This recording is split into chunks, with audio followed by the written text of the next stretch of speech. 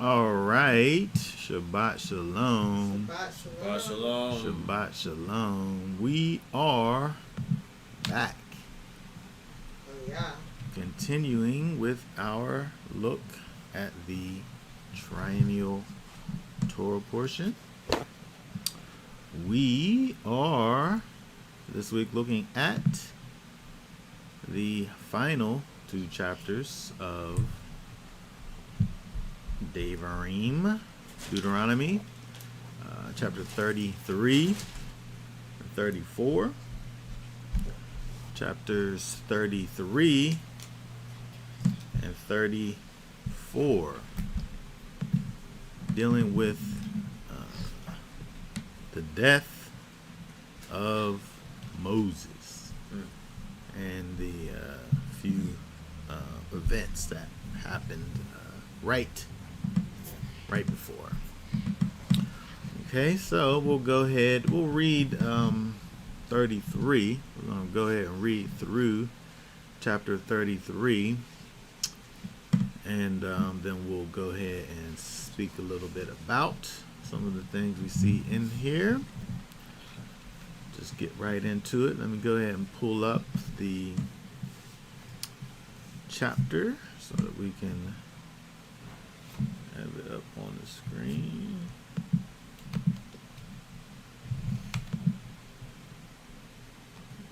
Go ahead. Oh, hold on a second. All right, go ahead and read for us Deuteronomy 33, starting with the first verse. And it says, "And this is the blessing with which Moshe, the man of Elohim, blessed the children of Israel before his death. And he said, Yahweh came from Sinai and rose from Seir for them. He shone forth from Mount Paran and came with 10,000s of set-apart ones. At his right hand a law of fire for them. Indeed, he loves the peoples. All his set-apart ones are in your hand. And they that sat down at your feet, receiving your words. Moshe commanded us a Torah, an inheritance of the assembly of Jacob, and he was sovereign in Yeshurun when the heads of the people were gathered, the tribes of Israel. Let Reuben live and not die, and let his men be numbered. And this of Yehuda, and he said, Hear Yahweh, the voice of Yehuda, and bring him to his people. His hands shall fight for them, and you shall be a help against his enemies. And of Levi, he said, Your Tumim and your Urim belong to your loving committed one, whom you tried at Massa, with whom you contended at the waters of Meribah. Who said of his fathers and mother, I have not seen them. And he did not acknowledge his brothers or know his own children, for they have guarded your word and watched over your covenant. They teach your right rulings to Jacob and your Torah to Israel. They put incense before you and a complete ascending offering on your slaughtered place. O Yahweh, bless his strength and accept the work of his hands. Smite the loins of those who rise against them, and of those who hate him, that they rise no more. Of Benjamin, he said, Let the beloved of Yahweh dwell in safety by him, shielding him all the day, as he dwells between his shoulders. And of Joseph he said, Blessed of Yahweh is his land, with the choicest from the heavens, with the dew and the deep lying beneath. With the choice fruits of the sun, with the choice yield of the months, with the finest of the ancient mountains, with the choicest of the everlasting hills, with the choicest of the earth and all that fills it, and the good pleasure of him who dwelt in the bush, let it come on the head of Joseph, and on the crown of the head of him who was separate from his brothers. His splendor is like a firstborn bull, and his horns are like the horns of the wild ox. With them he pushes the peoples to the ends of the earth, and they are the 10,000s of Ephraim, and they are the thousands of Manasseh. And of Zebulun, he said, "Rejoice, O Zebulun, in your going out, and Issachar in your tent. They call peoples to the mountain. There they slaughter slaughterings of righteousness. For they draw from the riches of the seas and treasures hidden in the sand." And of Gad he said, "Blessed is he who enlarges Gad. He dwells as a lion and shall tear off the arm, also the crown. And he chose the best for him, for there the portion of the inscriber was hidden. And he came with the heads of the people, the righteousness of Yahweh he did, and his right rulings with Israel." And of Dan he said, "Dan is a lion's cub that leaps from Bashan." And of Naphtali he said, "O Naphtali, satisfied with pleasure, and filled with the blessing of Yahweh, possess the west and the south." And of Asher he said, "Asher is most blessed of sons. Let him be accepted by his brothers, and dip his foot in oil. Your sandals are iron and bronze, and your strength as your days. O Yeshurun, there is no one like El, riding the heavens to help you, and on the clouds in his excellency. The Elohim of old is a refuge, and beneath are everlasting arms. And he drives out the enemy from before you, and says, 'Destroy.' Thus Israel dwells in safety, the fountain of Jacob alone, in the land of gain and new wine. His heavens also drop down dew. Blessed are you, O Israel, who is like you, a people saved by Yahweh, the shield of your help, and he who is the sword of your excellency. And your enemies are subdued for you, and you tread down their high places." All right. Okay, very good. All right, so when we look over here, going back up, it's interesting when we look. Right. Interesting when we look over here at Moshe and his final moments,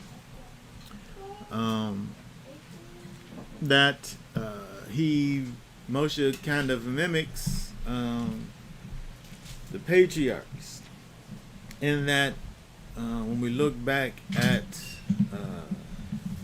the last days of Yaakov, that he has these blessings for his 12 sons.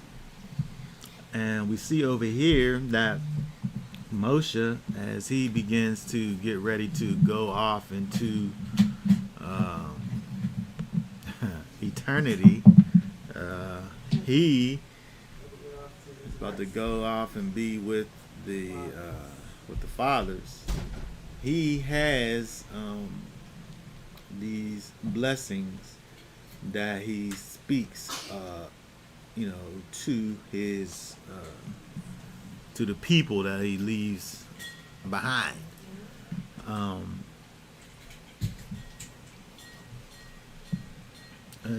So there's more to say about the blessings, but before we get down, because they don't start down until 6, I just thought that was interesting that this is what Moshe, what he does, acting almost like a father to these people as he's getting ready to depart But if we drop down to verse 2, something that he says over here caused me to think about some things over in verse 2, where it says, can we just read verse 2 again here? And he said, Yahweh came from Sinai and rose from Seir for them and shone forth the Mount Horah and came with 10,000 of set apart ones. At his right hand, a law of fire to work. Okay, so this part over here where it says, at his right hand. At his right hand. It caused me to think about this whole idea of, what it is that comes from the right hand of Elohim. First of all, when we look over here, here, let me pull up our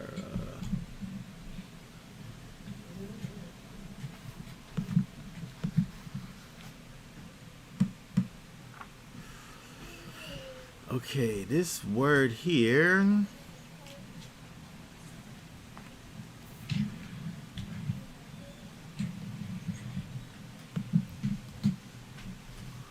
is Yamin.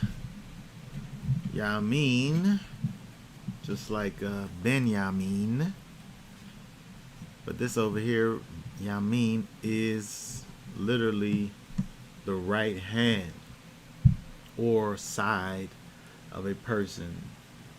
But when we look at what the right hand of Elohim is, it kind of has a particular significance, which we even get an idea of that here when it talks about the fact that at his right hand a law of fire came forth out from it, right? But if we look over, let's go over and look at some other places where we see this whole Yamin situation spoken about in the scriptures. Let's go over to Exodus 15, which interestingly enough is just like we read last week, the Song of Moses. Exodus 15 is also the Song of Moses. But we want to look down at verse 6. Let's Exodus 15 to 6. Your right hand, O Yahweh, has become great in power. Your right hand, O Yahweh, has crushed the enemy. Okay, very good. So it talks about this right hand of the Most High. And I just want to say we're not necessarily speaking about like a literal, like a hand, like with fingers, like how, like a hand, like there's a significance that this has over here. Not necessarily that there's like this hand reaching down out of the sky down into the world and doing things necessarily, but that's the picture though that we see when we think about this right hand. And so over here it says that this hand has become great power. Great power. Let's see, this is verse 6 here. That word is for power, there is koach, to be firm, vigor, a force, hardness, ability, power, might, strength. And sometimes it's even translated as wealth. But what it's referring to is what we remember from when the Most High came and dealt with Egypt. The way that the Most High manifests his power over the gods with the little g of Egypt. It says over here that that same right hand crushed the enemies. Okay? And so it's interesting that we see that the Most High, when he is bringing forth his power, it seems as if he's bringing it forth through his quote unquote right hand. All right, let's look at some other things. Oh, if we just even look at the verse that we're talking about here, Deuteronomy, again, this right hand is the place where we find this fiery law, that comes forth. And they talk about, I think we see this, Moses is interesting. What we see with Moses here in his final words that he speaks to the people, like we had the talking about the song of Moses on last week, this poetic thing that he's speaking about. But even when we get over to here, it kind of continues in that we see that he's speaking of this fiery law, this law of power that's brought forth by his right hand. And he's speaking about what took place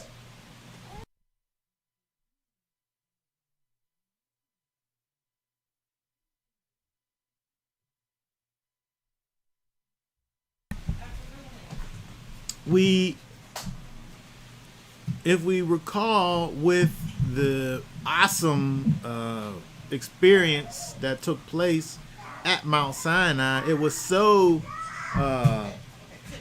awesome. I don't know have any other words to use. It was so powerful. There was so much going on. The fires and the lightnings and the thunders and the trumpet sounds that the people, of course, didn't want to have to experience anything like that again. The experience of it. But when we think about again what was going on, it was the Most High giving his people his statutes, his laws, his commands. And so, again, Moshe is describing this action that happened, this law of fire. Again, this is just kind of imagery that he's using, because it wasn't a law that pertained unto fire, but there was a law given, and there was fire that happened, right? All right, so let's look at Psalms, because there's a lot of things that we can see in the book of Psalms that speak about the right hand of the Most High. Psalm 17. What's Psalm 17? 17, verse 7. It says, "Let your loving commitment be distinguished, you who serve by your right hand those who take refuge from those who rise up." Okay, very good. So we see that this law comes from the right hand, this fiery law. There's strength and power that exists in the right hand of the Most High.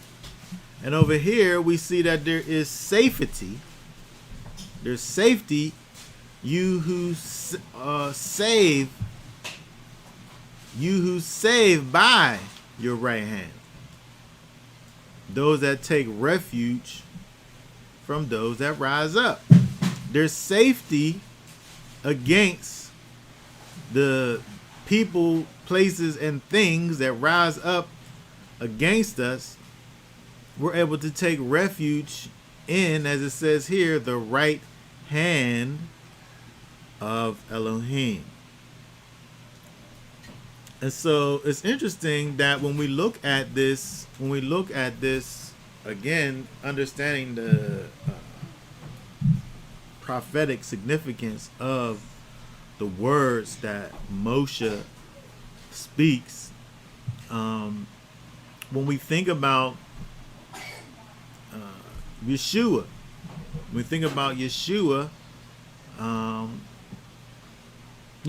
he is a manifestation of the strength, power, the fiery law of the Most High. He's a representation of the right hand of the Most High. And so we see all these things. It kind of speaks to us kind of cryptically in terms of the Most High, who sits up in the heavens. In fact, the scriptures say that the heavens of heavens can't contain him.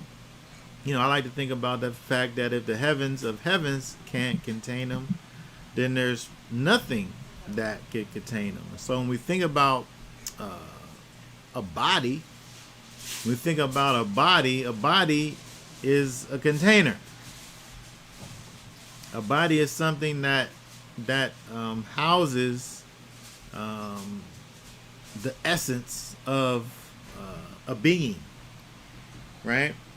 But the Most High is someone who the heavens of heavens are unable to contain him. He's uncontainable. But yet we see it speaks about this right hand that does all of these things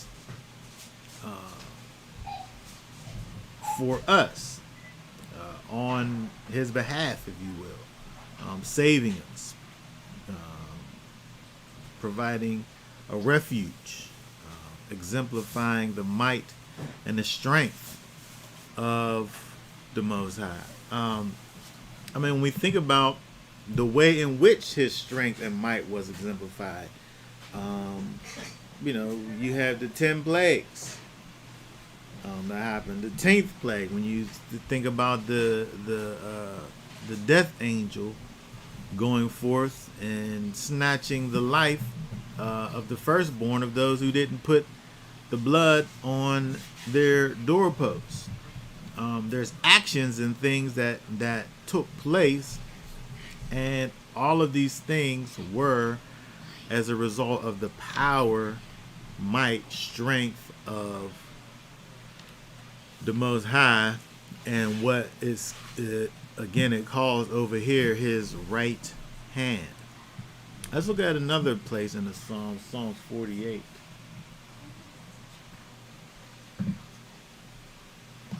Psalms 48, verse 10.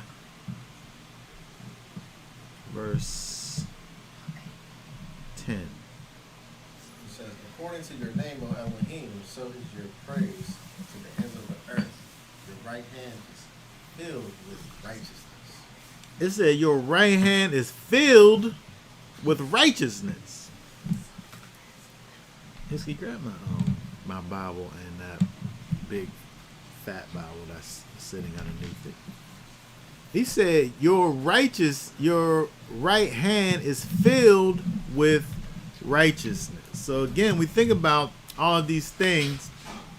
They kind of help us and point us towards Yeshua. Because Yeshua is full of righteousness. Yeshua is a refuge. Yeshua is there to bring us safety from the effects, not this, the other one, from the safety of sin. What's it say over here? Let me see over here in Romans.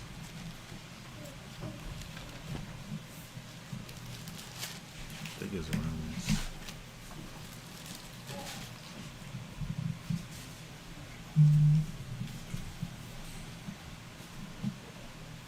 Yeah. This.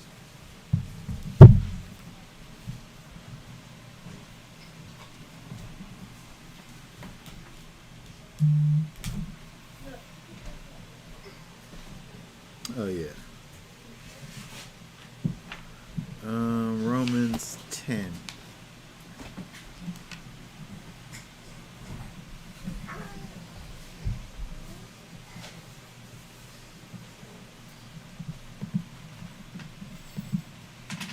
You know, the hand of Yahweh is full of righteousness.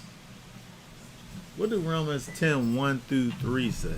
Truly, brothers, my heart's desire and prayer to Elohim for Israel is for deliverance. For I bear them witness that they have an ardor for Elohim, but not according to knowledge. For not knowing the righteousness of Elohim and seeking to establish their own righteousness, they did not subject themselves to the righteousness of Elohim. Okay, very good. This is interesting because without directly saying that Yeshua is the righteousness of Elohim, he's telling you that these people who have rejected Messiah are going about attaining righteousness through a way that they're unable to do it. The righteousness of Elohim that he speaks of, well, you got to just read verse 4 right there, because he finishes off in verse 4 the point.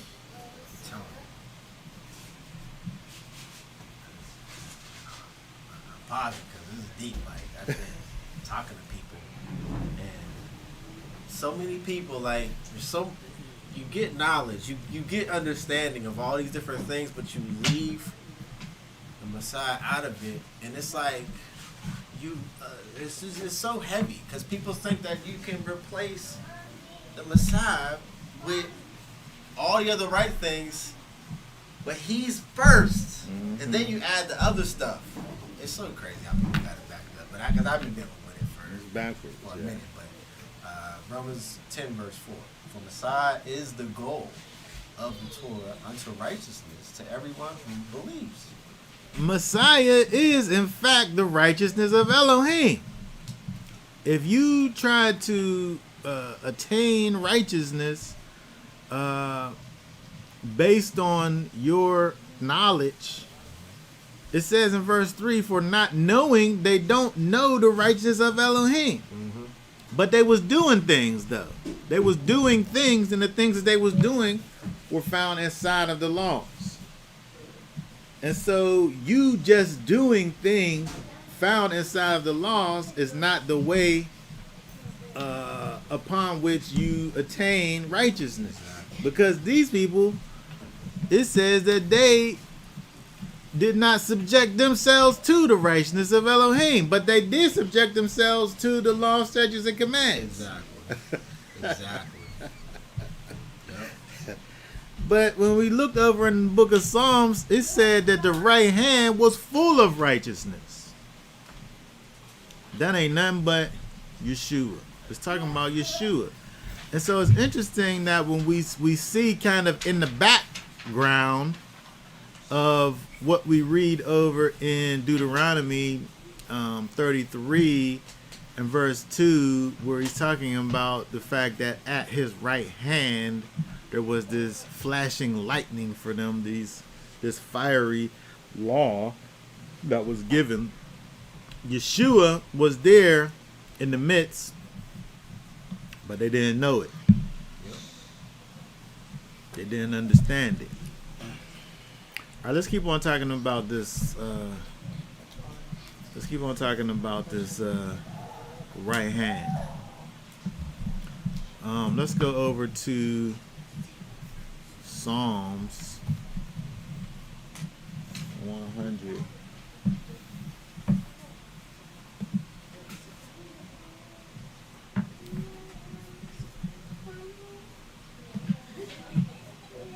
Psalms 110. Let's just read all 7 of these verses here. It says, Yahweh said to my master, sit at my right hand until I make your enemies a footstool for your feet. Yahweh send your mighty scepter out of Zion. Rule in the midst of your enemies. Your people volunteer in the day of your might, in the splendors of set apartness. From the womb, from the morning, you have the dew of your youth. Yahweh has sworn and does not relent. You are a priest forever, according to the order of Melchizedek. Yahweh at your right hand shall smite sovereigns in the day of his wrath. He judges among the nations. He shall fill the nations with dead bodies. He shall crush the head over the mighty earth. He drinks of the stream by the wayside. Therefore, he does lift up the head. Okay, very good. So we see over here the judgment of the Most High is executed by his right hand. That right hand is going to smite the sovereigns, the kings, the nations, in his day of wrath. So when the Most High's wrath is being poured out, he executes his wrath through his right hand. That's just like what it talks about over in. We're gonna come back to this, but it just made me think about this over here in Isaiah.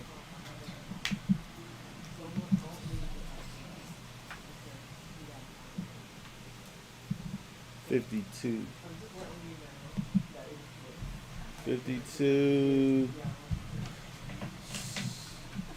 10. And Yahweh shall lay bare his set apart arm in the eyes of all the nations, and all that the ends of the earth shall see the deliverance of our Elohim. Okay, very good. So we see over here that there's going to be a time when the Most High pulls his little sleeve up and shows off his muscle. You sure it's little? I'm saying little, but that thing big. Yeah, that thing busting out of his ain't no shirt. sleeve bigger than that one. That's the highest of the high sleeve right there. That thing, it looked his sleeve looked little against his big arm that's right there. But all the nations is going to see, because they're going to get the wrath of the Most High poured out upon them by it. Yep. And so, but again, we see this right arm, this set apart arm that the Most High is delivering his wrath with. He's using this arm to execute his wrath and judgment against the people. We talked about the other week with Messiah, where he talks about the fact that he, in fact, is the judge. And he's not going to be judging with his own judgment, but the judgment of his Father. Now, if you just think about the imagery here, right? Again, this thing is being described, by this right arm. My right arm does whatever I want for it to do. It can't work independent of itself. It just does. If I want to say for it to lift up, that's what happens. If I say for it to go down, it goes down, because it's one. Like if I think about what's happening inside of my brain, like it's instantaneous. Like I want for it to come up, and it's like there's no lag. It just goes up there, because that's all I want for it to do. Right. But that's the right hand of the Most High. But we see over here that this right hand of the Most High, the place where His power exists and is manifest, is Yeshua. It's interesting. We're gonna go back to Psalms 110, but it's interesting that when we look over at Matthew, let's look over at Matthew real quick, because Yeshua he pulled a number on these guys with this one over here, Matthew 22 and 41. We're going back to Psalms, but this Yeshua went to the Psalms talking about his own self. Here, read 41 down to 46. Matthew 22:41. And when the Pharisees were gathered together, Yeshua asked them, saying, "What do you think concerning the Messiah? Whose son is he?" They said to him, "The son of David." He said to them, "Then how does David, the Spirit, call him Master, saying, Yahweh said to my master, sit at my right hand until I make your enemies a footstool of your feet." If then David calls him master, how is he his son? And no one was able to answer him a word. And from that day, no one was bold enough to ask him any more questions. Shut him down. Oh, that's great. Shut him. That's why I love reading him, because he shut people down. Yeah. When he talks, there's no more discussion, and you don't come back. But it's interesting that the place where, is there any more of that? It's interesting that this is the place where Yeshua takes these people. When we look over here, who do you say? Who do you think? What do you think concerning the Messiah? Whose son is he? Son of David? Like, what's this talking about? But he references, of course, Psalm 110, what we're looking at over here, where it talks about the Most High. It talks about David, and it talks about the one who sits at the right hand of the Most High, who David is calling my Lord, my Master, Adoni. Right? And so, again, we see over here, when Yeshua really wants for these people to know who he is, he just take them back to the scriptures and shows them. And so we know over here, again, when we look at Psalm 110, let's go back over here.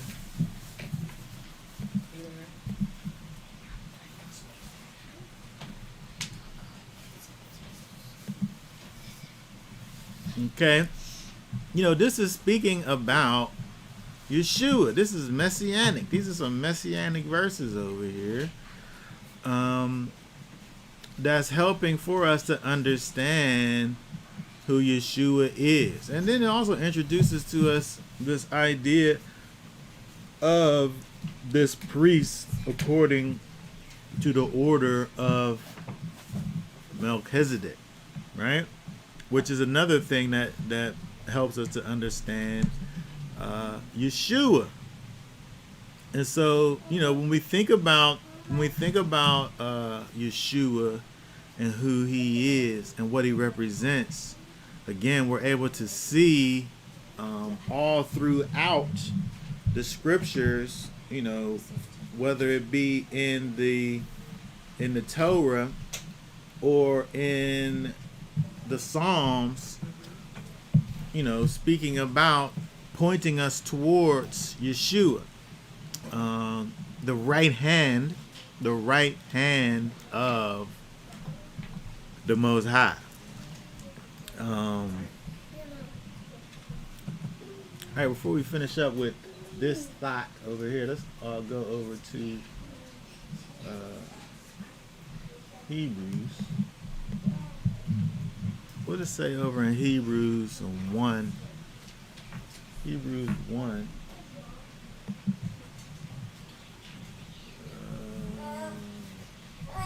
Verses 2 and 3. Has in these Just read 1, 2, and 3. Elohim having of old spoken in many portions in many ways to the fathers by the prophets, he has in these last days spoken to us by the Son, whom he has appointed heir of all, through whom he also made the ages, who being the brightness of the esteem and the exact representation of his substance, and sustaining all by the word of his power, having made a cleansing of our sins through himself, sat down at the right hand of the greatness on high.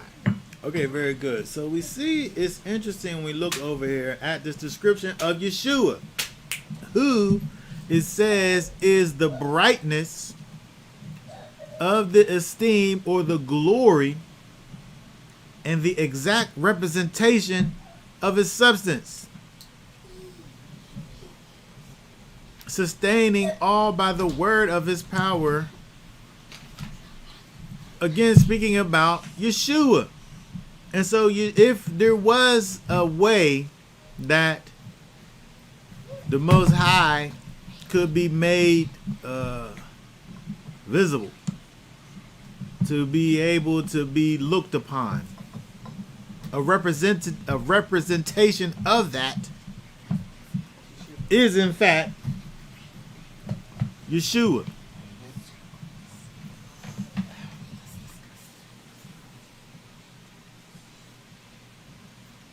This scripture says, who being the brightness of the esteem and the exact representation of his substance.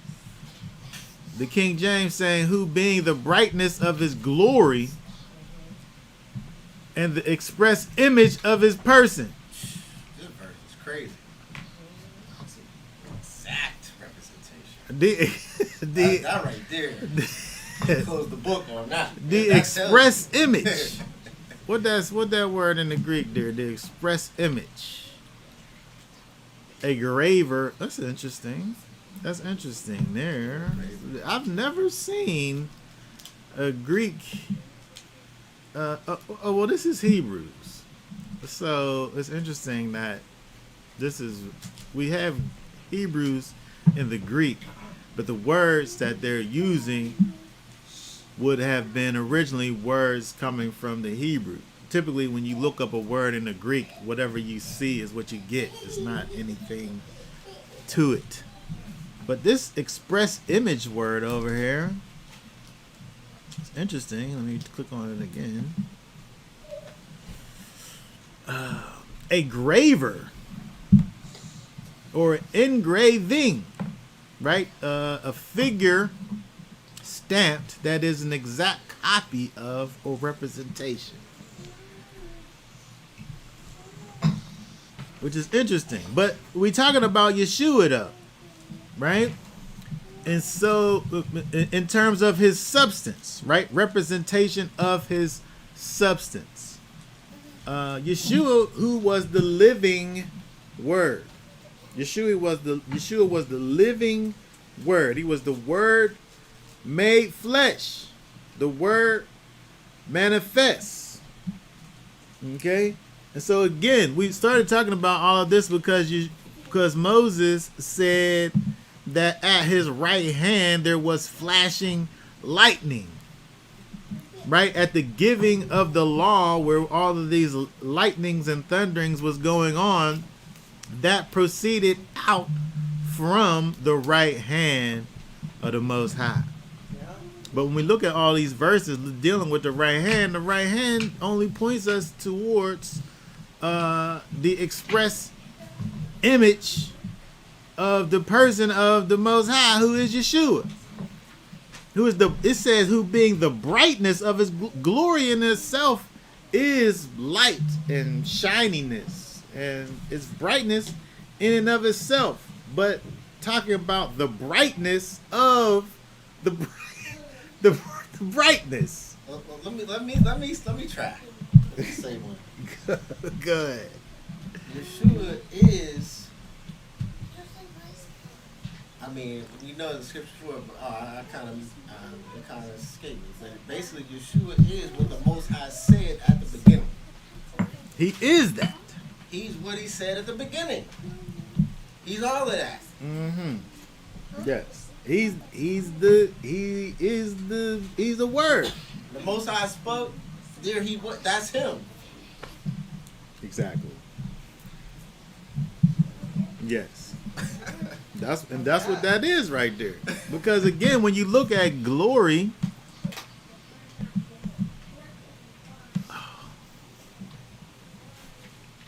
when you look at, I got my cursor in the wrong place here. When you look at glory, you're dealing with something that is, well, this is hard to look at it in this. Glory in the Hebrew is light. It's substantial light, heavy light. Does light have weight? My scientific wife.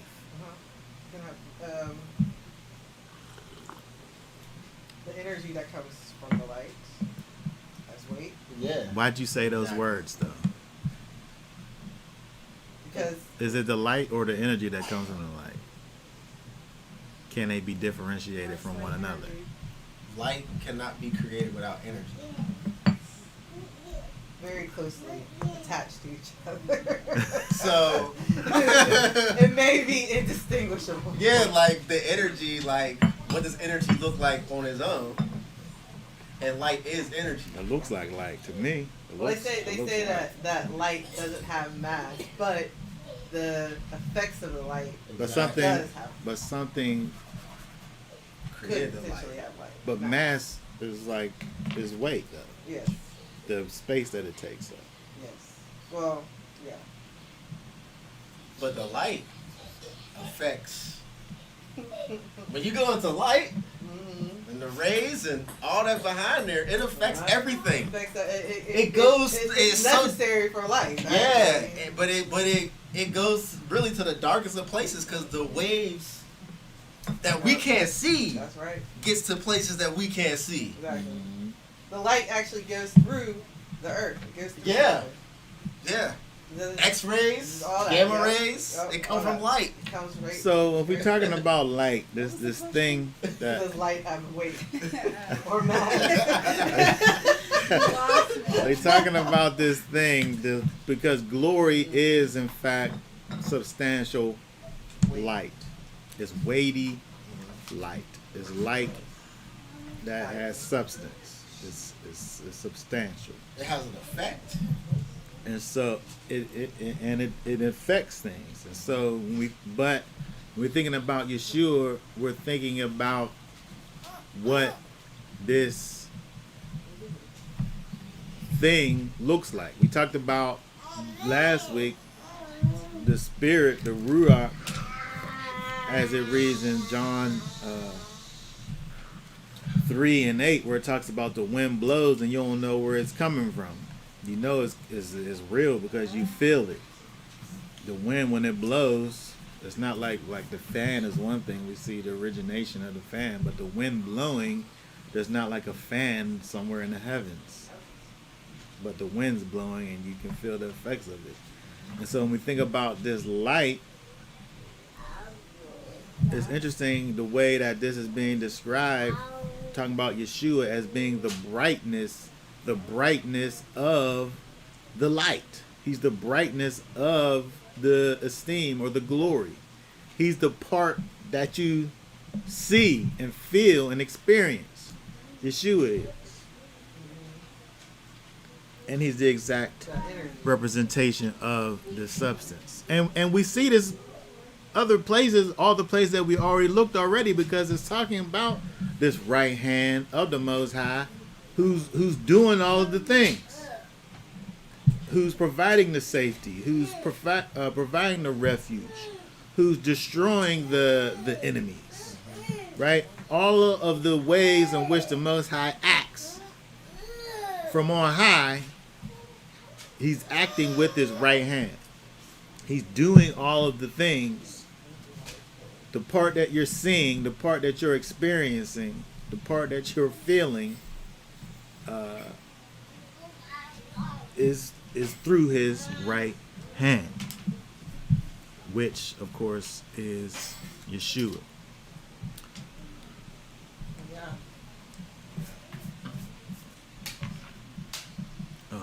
What do we have over here? Energy comes in many forms. It can be potential, kinetic, etc. Yeah. hmm What's kinetic energy again? That's energy and motion. So that's the That's what it is. force of the energy. Okay. That's how we describe electricity. Voltage. Voltage would be the kinetic. It would be the force. It would be the force of it. Okay. All right, let's keep on going. Let's go back over to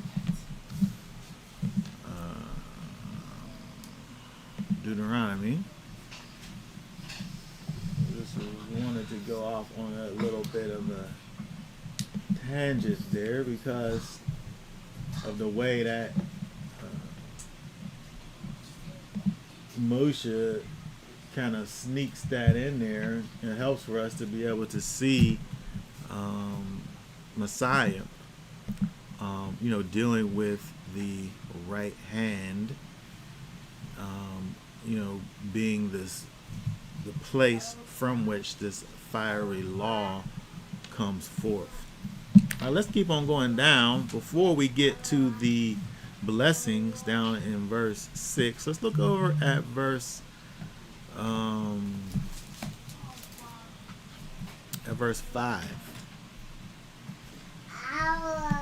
And of course, if I skip over anything, just say we can talk about it, whatever. Leave it in the comments. I can't hear you. What did you say? If you want to talk about anything that I'm not talking about, just say what you want to talk about, and then we can talk about it. Verse 5, right?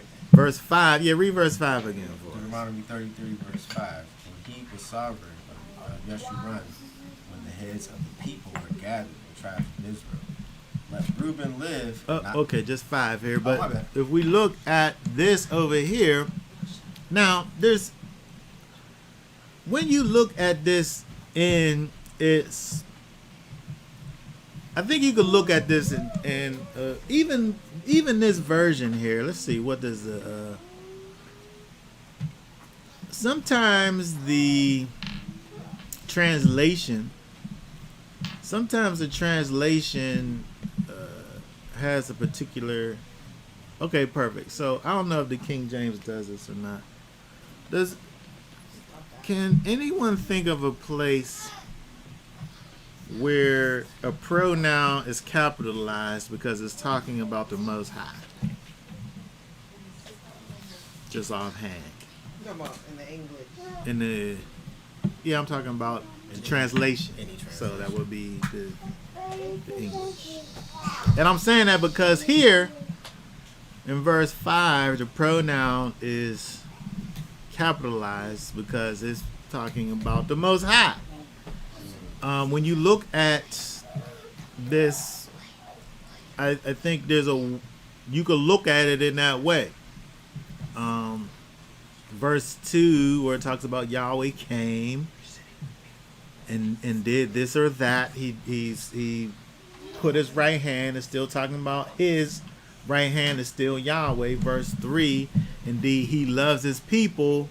It's still talking about Yahweh. And then it goes to Moses commanded us a Torah in verse 4. and he was sovereign in Yeshurun. And so is the he over here talking about the Most High? Did it go back? Because it stopped at Moses and said Moses commanded his Torah, commanded as a Torah, an inheritance, the assembly of Yaakov. And is he Moses, or is he the Most High? I think if you was going to say that it is the Most High, I mean, there's nothing wrong with that, because we understand that that the Most High, in fact, told the people at this time, you don't need a king. You don't need to have a king. But in the event that you want to be like these other nations that surround you and have a king for yourself, then this is how you do it. But the way in which he created the government inside of Israel, there wasn't a king. However, if you was going to say that the he over here in verse 5 is talking about Moses,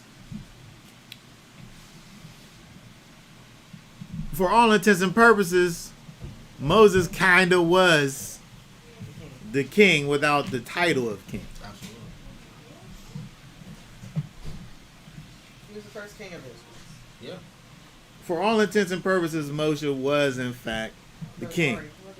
He was the one, he was the lawgiver. Yeah.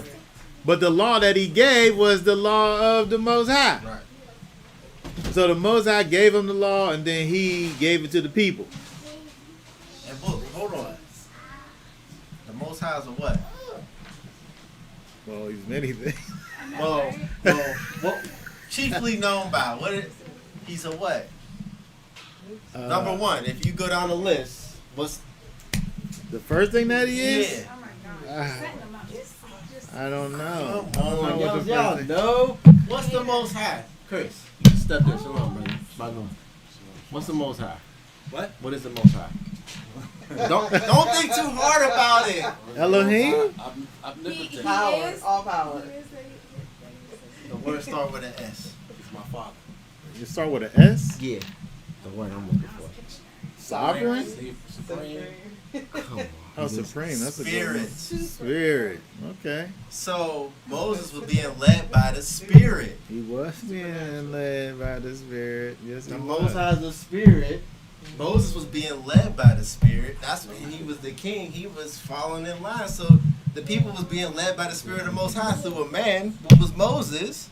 And that's why it's right here. Yeah. Okay. You know what I mean? Yeah. What is the Most High? The answer is he's a spirit. Okay. Yeah.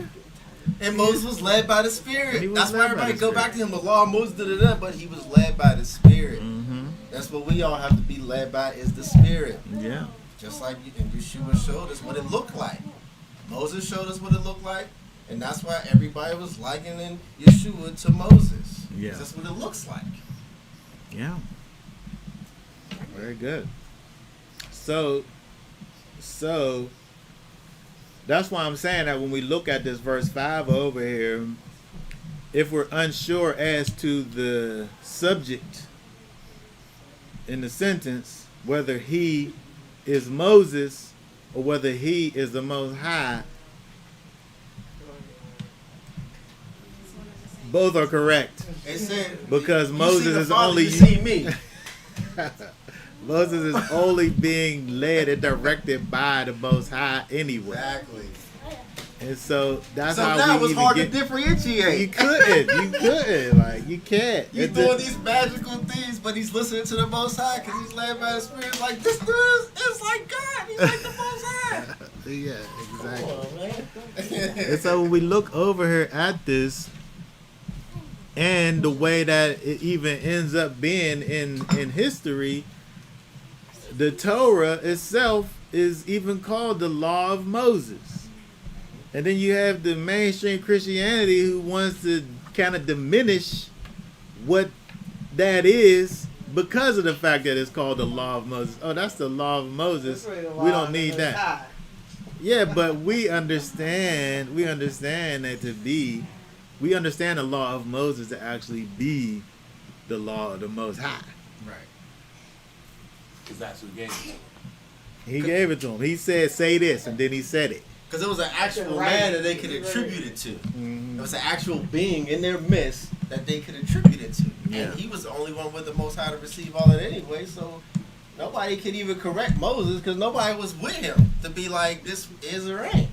I wonder if they said the law of Moses so they could leave a little leeway for them, like, oh, it's not the law of the Most High, it's the law of Moses. That's what I be To thinking. give that a little play. attribute to a man. Well, but I'm saying that I would say that when the people started calling it the law of Moses, it's not those people who the problem comes in with. It's the people who came after the people who started calling it that.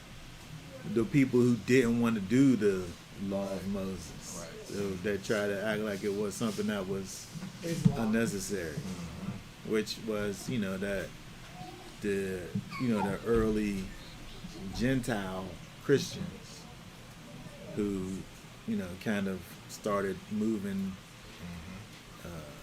Orthodox Goalposts. Christianity into Right. into the wrong direction. That ends up. Wickedness. Well, yes. What ends for up? perversion. What perversion? I like perversion better. I think Taking stuff, twisting it. softening things. Yeah. Anytime you soften something, Makes it weak. when you keep on, it makes it weaker. You're moving it into the wrong direction whenever can you break. soften things. And it breaks. And the Most High is strong. He's very strong. He said he's he very was mighty. strong. The thing that we call him Elohim exemplifies his strength and his might. And so when we try to weaken that, we take away, we diminish. He said don't add to or Yep. take away from this word. One of the things that we find in this word is the fact that Yah is power. Yep. Yah is Elohim. He's strength. He is mighty. And so when we sit up here and try to make him soft, we breaking the command, actually. Because he's not soft. He's hard. Because when you soften something up, you can change it. Like, it's just like you said, it's weak. You It know, makes it break. pliable. Yeah. He's And the not Most pliable. High is rigid. Like this, like there's no reason to change what He did from the beginning. And when you become soft in it, now you give leeway. That's why it was like certain commandments. If you, it required death, because if you allowed any leeway with certain things, it ruins the whole nation. If everybody start getting weak with certain stuff, Makes it, yeah. and you had to eliminate. We was just talking about with the child. If you raising up a child and they don't want to listen to you, and you take them to the priest and the community, and it's like, well, we got to stone this child because we can't bring this wickedness into the nation. Because you don't want to go the way that we're bringing you up. You got to be rough. That's how it just is. What it is. Yeah. There's no leeway. Yeah. Yeah. And so, when we think about, the Most High, he is or he isn't. And so, speaking about the law and all these things and, judgment, I just happened to see the other day something in the news about a father, killing his little infant child. It was like a toddler or something, some young child that he kills. Accidentally? Or Yeah, just on purpose? and he killed him. It was like I don't think it was an accident. I think it was on purpose. And so, the first thing I think of is that should happen to him. Absolutely. But it was like they was talking about like bond or bail or something that he was. Exactly. And I'm like, what is if we this? was going according to the Torah, we wouldn't even have all of Right, this. no foolishness. discussion. Okay, you if died. he did the thing, Yeah. Done. Get him That's out it. of here. that's it. They just don't send him What's the to discussion? prison for forever. He's still alive. Exactly. He's able to still have a version of life Right. for until he dies, somewhere when he done snuffed out the life of this young child that didn't even have a chance to live. They said murder's okay, or murder has a price. It's not that bad. Yeah, It's not that you bad. can get bail. It's murder has a price now. It's a shame. There it It's is. terrible. And you know, same child molesters. There's many things that you look at where Yeah, it's just like there's Easy. no reason for these people to even still exactly. be around. It's not hard. It's not hard. It's not hard.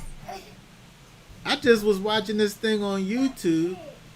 This guy breaks into this person's house. He's crazy. He breaks into this person's house while she's on 911. Well, she calls 911. He starts trying to attack the lady. I don't know what he's gonna do to her. The police came. But he goes to jail for like 6 years, and then that's it. If the police, when they came, he probably would have killed the lady. Yeah. I'm saying that when it gets to the place where you know that it's one thing to be there be a question as to whether or not somebody did a thing or not. But like she's on the 911, the guy comes in, nobody leaves. There's a struggle. You can hear them talking, struggling. Then the police come. Like the police are witnessing what he did. Like there's a witness. And the person on the phone, like so I'm saying when you have these things where there's not a issue, there's witnesses, these people are doing this thing, he could just come out and just go try to attack the person again. I don't know if that's death worthy. I'm just saying that if we lived according to the way that the Torah instructed for us to be living, you wouldn't have all of these things that we have in this world today. However, understanding that we live in this wicked place, so it is what it is. As Brenda would say, it is what it is. What was you gonna say? I'm just thinking this system, if they did it right, is the ultimate system of repentance, because they're not executing the judgment on you immediately. For if we had our kingdom or whatever, our rulership, and you did these certain things, the judgment is coming way quicker than what this place would do. So, but if they had the right stuff in place, because when they go to prison, they're not helping these. They're not sending counselors, psychologists, anybody to really. You visit the prison, brothers going with the scriptures, but it's like the system's not based on it, so it's not respected. Yeah. You can go in there with the scriptures, and unless you catch a spirit that's actually looking for it, the other ones ain't gonna be convinced. It's like, oh, it's just you just doing something extracurricular in there until they get out to go back to their wickedness. So it do give because some people do these heinous things, and they can come out and turn their life around. But it just It's usually in spite of the system, because the system is not that we have is not meant to rehabilitate. Right, exactly. People come out better in spite of the system, not because of it. Because the system, Maybe as far as I'm concerned, only thing that the system can do is make you more. worse. Yeah, make it worse. Yeah, Yeah. and it is. People go in there straight, come out the other way. So all kind of craziness. Straight, they turn out crooked. Yeah. So, but that's a testament to how wicked this place is. Yeah, and they literally are making money out of it. That's a whole different shit. Yeah. Let's see here. Verse 5 is prophetic also. The words he was can be he was or he will be.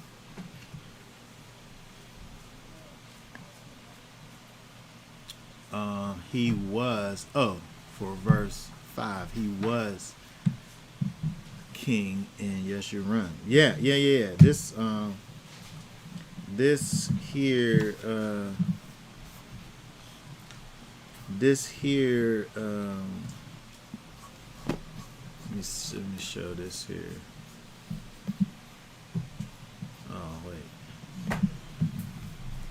as you're saying that, I'm looking into this Hebrew English interlinear English Standard Version of the Old Testament, which has this one of the oldest Hebrew renderings of the Torah, this Biblia Hebraica Studa, whatever that says.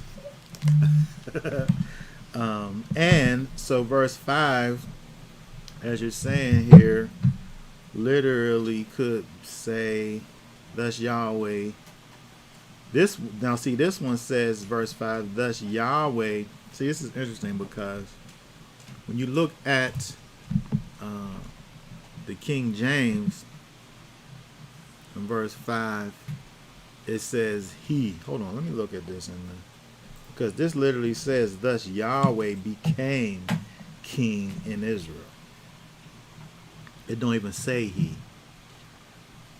It says, thus Yahweh became king in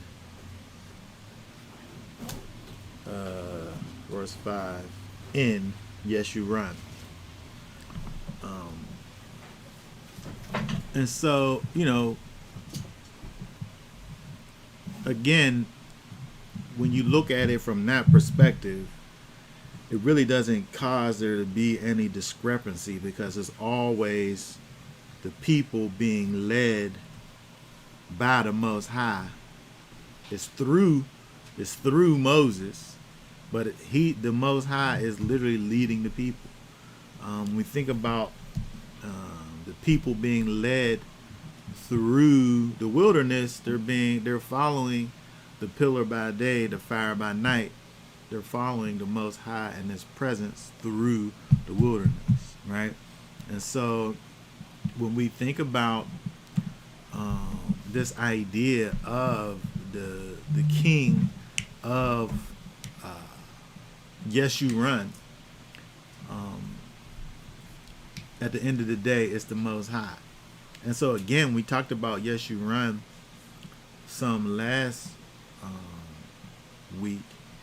And so again, we see over here this term being used again, but different from how it's used in other places.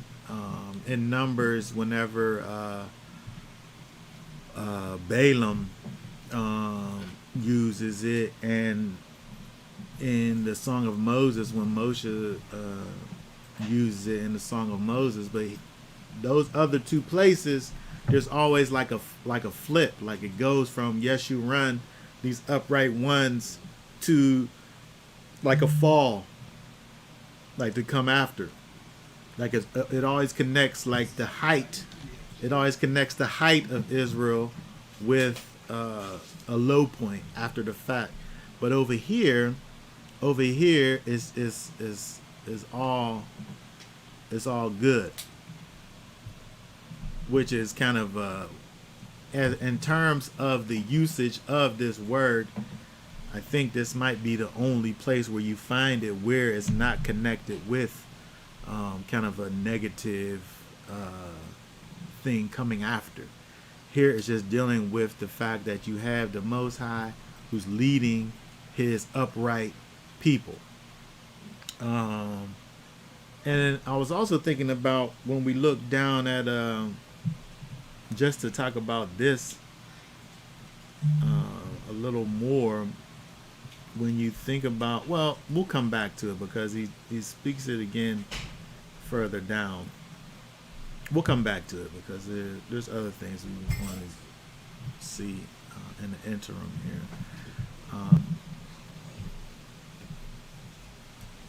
All right, so let's go down into where it goes into a little bit, where it goes into some of these blessings. Now, when we think about these blessings that are given, it's interesting that when we look back at what the forefathers, specifically Yaakov, did in terms of blessing the 12 tribes, they weren't all good. Like some of them some of the utterances that went forth from Jacob, you know, when he was giving his final words to the people, some of them were actually not so good. And it's interesting that it begins with Reuben in verse 6.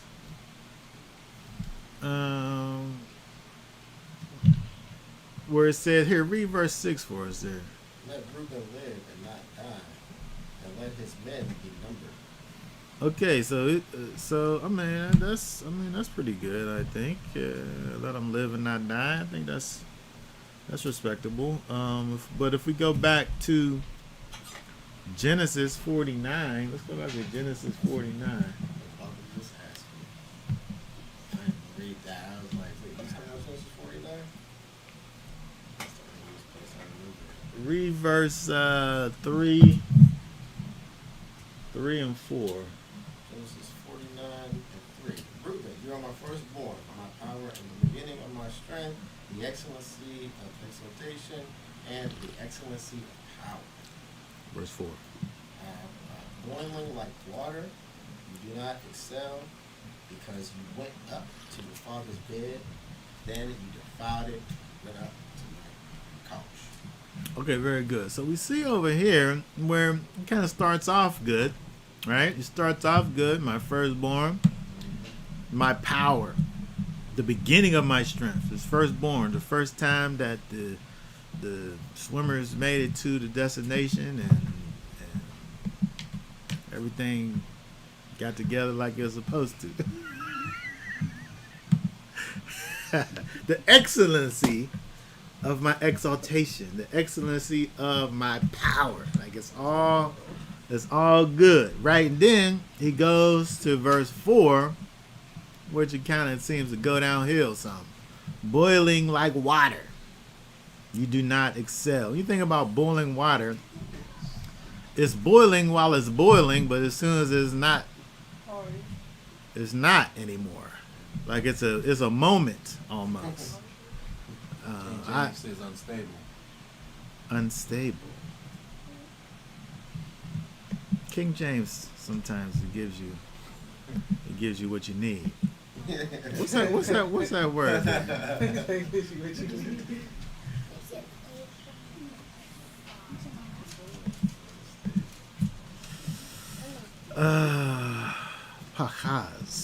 Pachaz.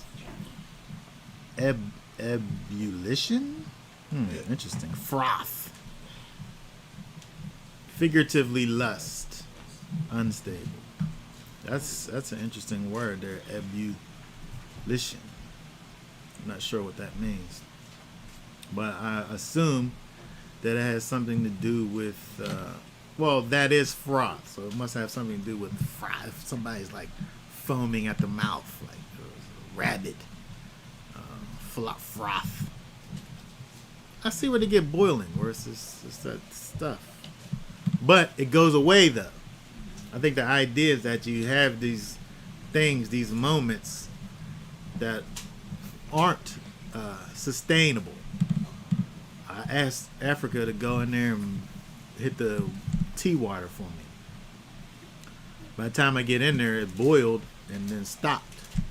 So just from looking, I didn't know whether she even did what I asked her to do or not, because it wasn't visibly boiling anymore. She did. It was hot. When I pushed the button, it started boiling right away because it was literally probably at 211 degrees. Or it just needed that one to get the bubbles. Depending on air pressure and the atmospheric pressure. Yeah. And the sea level. Yeah. I got a definition for ebullition. Oh, what is it? The action of bubbling or boiling. And then the second one is a sudden outburst of emotion or violence. Which is interesting because it gives you figuratively lust. So he has this moment of ebullition whenever he visits the couch of his father with the concubine or wife or whatever. And okay, All right, very good. There you go. So, saying all that just to say, he starts off good with Reuben, and then it gets to this other thing where it's not so good. But when we look over at what Moshe does to the nation to the tribe of Reuben, it's all good. Let Reuben live and not die. Where over here, Jacob was like, I don't really want for you to excel. I'd rather that you didn't, actually. You did not excel. Because you went over the line. Cross that line. Cross the line. But it leads me to what we see with Moshe to understand that, and also when we see blessings in these other places in the scriptures, blessings for the most part are conditional. Blessings for the most part are conditional. If you do this, that, and that, then you get this, right? And so we see that understanding who the Most High is and the way in which He operates, these blessings, which we see are all good over here, are conditional. We see that even with Yaakov, this thing is conditional. It talks about all of this, the reality of who Reuben is, but because of something that he did, his life is not necessarily lining up with his reality and his position in the family, which he is supposed to be being someone who exemplifies his father to the fullest, because he's the beginning of his strength and the excellency of his exaltation and power. However, because of his actions now, he's not able to manifest these things properly. And so, again, looking back at Deuteronomy 33, we see that, Moshe is pronouncing these things which we can assume are conditional blessings, not as if they're, just he's saying these things and this is how it's going to be regardless of what takes place. Another example of that is with the next one here. Go read here. Let's go back over. We'll bounce back and forth here for a moment. Deuteronomy back to 33. Read verse 7. Then. It says, and this is Yehuda. And he said, hear Yahweh the voice of Yehuda, and bring him to his people. His hands shall fight for him, and you be a help against his enemies. Okay, very good. So I think that's pretty positive. It's pretty good over here. When you think about what Moshe has to say about the tribe of Yehuda. But if we go back, yeah, this is Moshe here. And then if we go back to Jacob,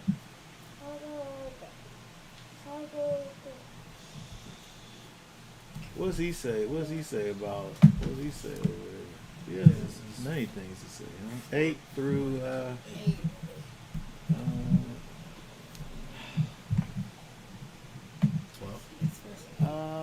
8 through 12. Yeah. You, Yehuda, your brothers praise you. Your hand is on the neck of your enemies. Your father's children bow down before you. Oh. Yehuda is a lion's cub. From the prey you have gone up, my son. He bowed down. He crouched like a lion, and like a lion, who does rouse him up? Or rouse him. The scepter shall not turn aside from Yehuda, nor the inscriber from between his feet, until Shiloh comes, and to him is the obedience of peoples. binding his donkey to the vine, and his donkey's colt to the choice vine. He washed his garments in wine, and his robes in the blood of grapes. His eyes are darker than wine, and his teeth whiter than milk. Mm-hmm. Oh, well, this one, it seems, when we look at Yehuda from what is said to the son Yehuda in Genesis 49, and what is said to the tribe of Yehuda is slightly similar. When we think about the fact that with his hands he contended for his people, and may you be a help against his adversaries. Where over here we have these prophetic utterances that deal with the fact that the scepter shall not turn aside from Yehuda, and understanding, that Yeshua comes, in fact, from this tribe, and seeing that, these things, your brothers praising you, and your hand is on the neck of your enemies. This is, these are things that are true, that remain true for this this tribe throughout. But if we go back while we're here, go back to verse 5. Read 5 and through 7. Shimon, Simon, and Levi are brothers. Their weapons are implements of violence. Let my being not enter their counsel. Let my esteem not be united in their assembly, because they killed a man in their displeasure, and they lamed an ox in displeasure. Cursed be their displeasure, for it is fierce, and their wrath, for it is cruel. I divided them in Jacob and scattered them in Israel. Okay, very good. So we see over here Shimeon and Levi, the brothers.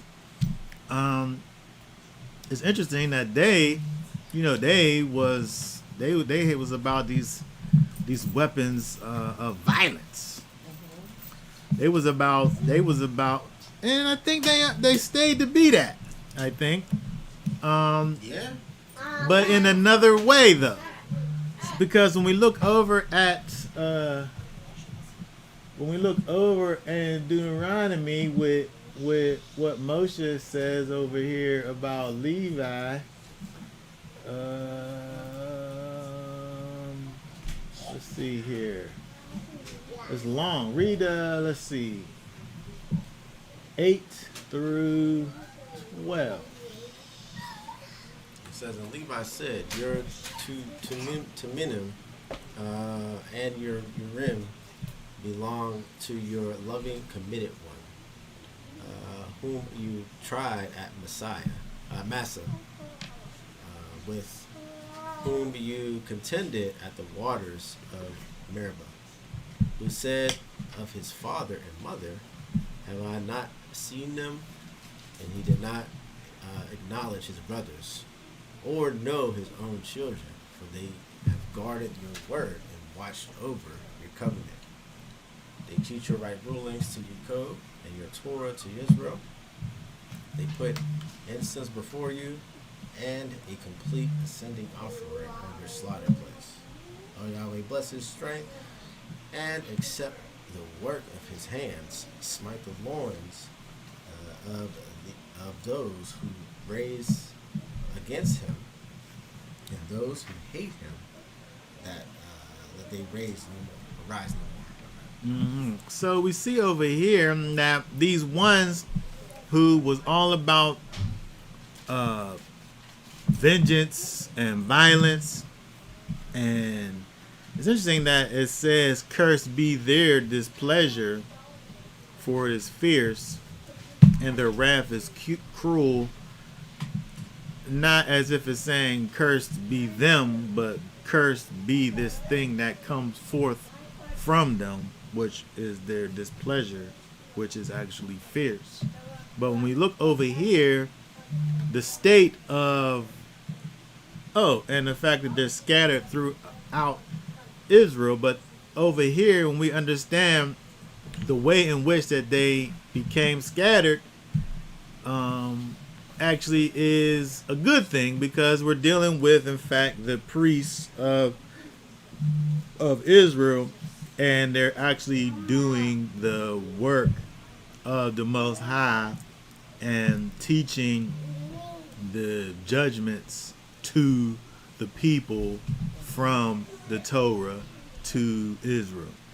And so we see how, which in fact it's interesting how it's kind of connected to the blessing from Genesis 49, 5-7, because Levi, being these ones who was ready to draw the weapons and implement violence, whenever Moshe comes down and says who's on the Most High's side, they, knowing that something bad was probably about to happen to whoever wasn't, was ready to get on the right side and execute the judgment of the Most High, because they was all about executing judgment. Levi and them was. I might be Levi, man. It was in their blood. I might be Levi. It was in their DNA. Like, judgment need to be executed? Where? Let's go. Say what? They was the police of Israel. They was ready to go. And so they take that propensity that existed inside of them to implement violence, but now they're implementing violence on behalf of the Most High. They implemented violence towards those that was against the Most High. They implement violence against these animals that are offerings on the slaughter place for the Most High. I never killed no animal before, but you're implementing violence against it. You never ran something over? I did run something over. I feel bad every time. I did. I never forget it. It was a dark night. It was a dark, stormy. Because you would have avoided it if it was daytime. Well, I learned a valuable lesson. You gonna kill yourself dodging things. Oh, absolutely. It's you or them. Especially on high speeds. And so I'm driving. It was a dark, not so stormy night, and I'm driving down the road in my little escort wagon. Not in the Ford 150. F-150. No, this was before those. This was before those days. And this thing, I don't know if it was what it was, raccoon or a possum or something, ran out on the road. And I literally, and that Escort wagons, I don't know if you know, it's a Ford Escort, but it's a wagon. So it's a little car, but it's a station wagon at the same time. And so with these little cars, you're lower to the ground. And so I literally feel this thing tumbling beneath the vehicle as I'm riding over it. I'm going fast. So I inadvertently killed an animal, but I never intentionally took the thing's life before. I never slaughtered it. I slaughtered many of mice. Well, okay. I forgot about that. I forgot about Grandma's house. She would have glue traps. You catch the mouse on the glue trap, you take it outside, you turn it over, and drop a brick on it. Because the glue trap don't kill the mouse, it just traps him. So you gotta take him out of his misery. So you gotta take him outside, turn it over, drop a brick on it. I forgot about that.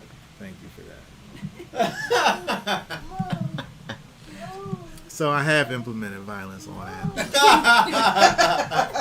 Recant the statement. And the weapons of my implementation was a brick. Okay. All right. So, when we look at these different blessings that are given from Moses. Again, these things are all, I would say, conditional. The reason why we can look at verses 8 through 11 as it pertains to Levi is because of the actions that took place to even cause Levi to be this chosen tribe in the first place. And it all was based on these decisions that Levi had made. But again, like I said, they also could be connected to the DNA of the people that were about,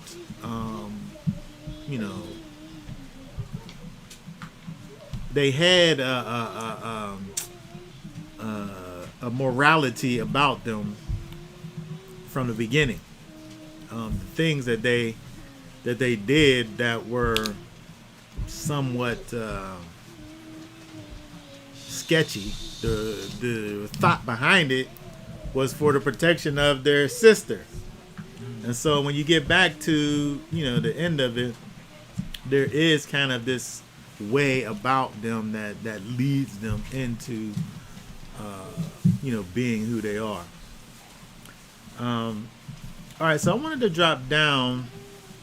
If anybody had any thoughts about any of the other blessings towards any of the tribes there, just go ahead and add whatever you want to add. But I want to drop down to 26 because I wanted to talk a little bit about.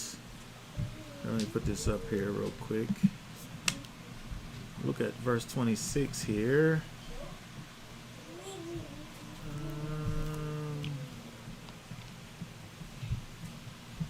See, when you look at King James, okay, so read for us. Let's talk about how it reads in the King James first. Read this verse 26 down in the King James. There is none like unto the Most High of Yeshurun, who rideth upon the heaven in thy help, and in his excellency on the sky.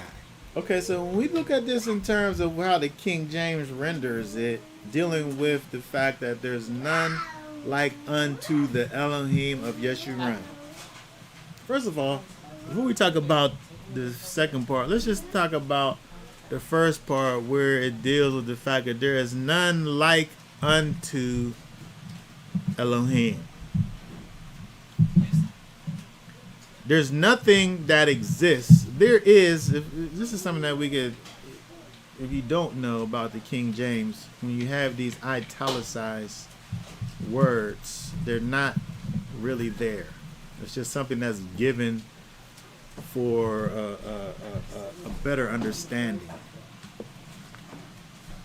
But this word literally is ayin, which means to be nothing or none.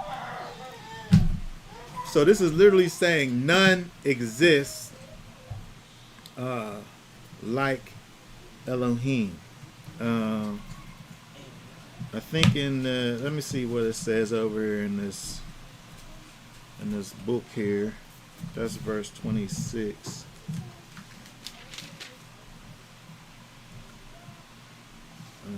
If I could find it.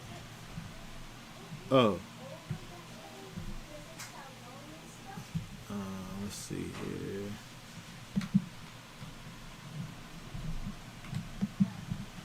Ayin Ka'el. Ka'el. Just like it's Ki and El mixed together like Elohim. Ka'el. So nothing, there is no thing like Elohim. There's nothing like him. And it causes me to really think about this idea of these even thinking about the way that it talks about the Most High humiliating the gods of these other nations. But when we think about the gods of these other nations, they're things that people create. and then worship. And so, are they on the same level as the Most High? Like there's a bunch of gods, and then the one that we serve just happens to be the most powerful. Here's the thing: they do that out of their imagination, and they can't create the thing that they're imagining. Like it's literally just they're imagining it something. Yeah. But the Most High is above all imagination. You can't imagine nothing greater than him. Yeah. So everything is below him. Right. So whatever you or anything else is an idol. But even just to even say that it's it's not even a manifestation of their imagination, because it doesn't manifest itself. Exactly. It's their imagination. It's their imagination, but it's not a manifestation It's of not their real. Now you gotta say it's not real. It isn't real. No, That's it's what not I'm real. getting at. Yeah. Because if it was real, it would be this other thing that was like Or Elohim, can compete. and it Nothing clearly can can compete. There you go. Because first of all, it's a figment of the imagination of these Right. nations. And the Most High created you. So how you gonna create something greater than something that created you? It's not possible. It don't make any sense. So it's like when we think about the fact that there's none like Elohim, I'm saying, how far do we take this thought? Like, in what regard is there none like him? Because even when I think about there being other gods, it seems like you're thinking about things that are like Elohim. Maybe not as powerful as him, but they're like him. But what is the truth that this verse is saying over here when it says that there's nothing like Elohim? There's nothing like him. It says what it says. There's nothing like him. I mean, So yeah, these I don't know things what else that to you say. come up It with, says what it says. these things that you imagine, are just that. They're just things that you are imagining, and they're nothing to be compared to who the Most High, or what the Most High is. Because it says right there that there's none like Elohim. There's none like Elohim. There's nothing that exists that's like him. And what it say in the New Testament, the wicked one trying to be, he said he want to be like the Most High. You set him up so like the Most High. But you can't. What you talking about? Which? What verse? Oh. Go on top of my head. Let me see.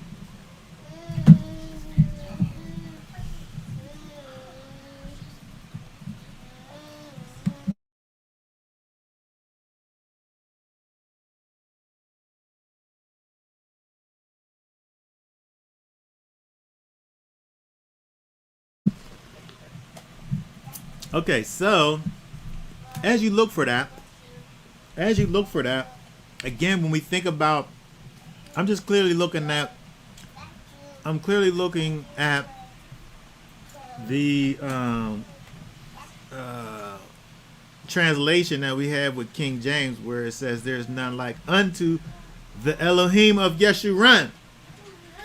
And so there's another thing that when we think about the way this is interpreted here, the thing that it's saying, because there's none like Elohim, but even in that sentence, it's talking about the Elohim of the upright ones.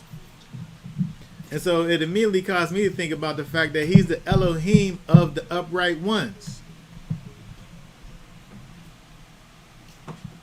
But he's not the Elohim of those that aren't upright. If he's the Elohim of the upright ones, that's telling you who he's the Elohim of. So you would have to be part of that, Yeshurun, in order for him to actually be your Elohim. Exclusive club. It's an exclusive club, and there's a code of conduct that comes along with it, which is yes, the Torah. And so if you not if your dues haven't been paid, then you can't be part of the club. If you don't fit into the category of being an upright one, then is he in fact your Elohim? 2 Thessalonians Oh, 2 and 4. okay. Okay. Pause. All right. Let's go over to you said 2 Thessalonians. 2 Thessalonians which chapter? 2 Thessalonians 2 and 4. 2 and 4.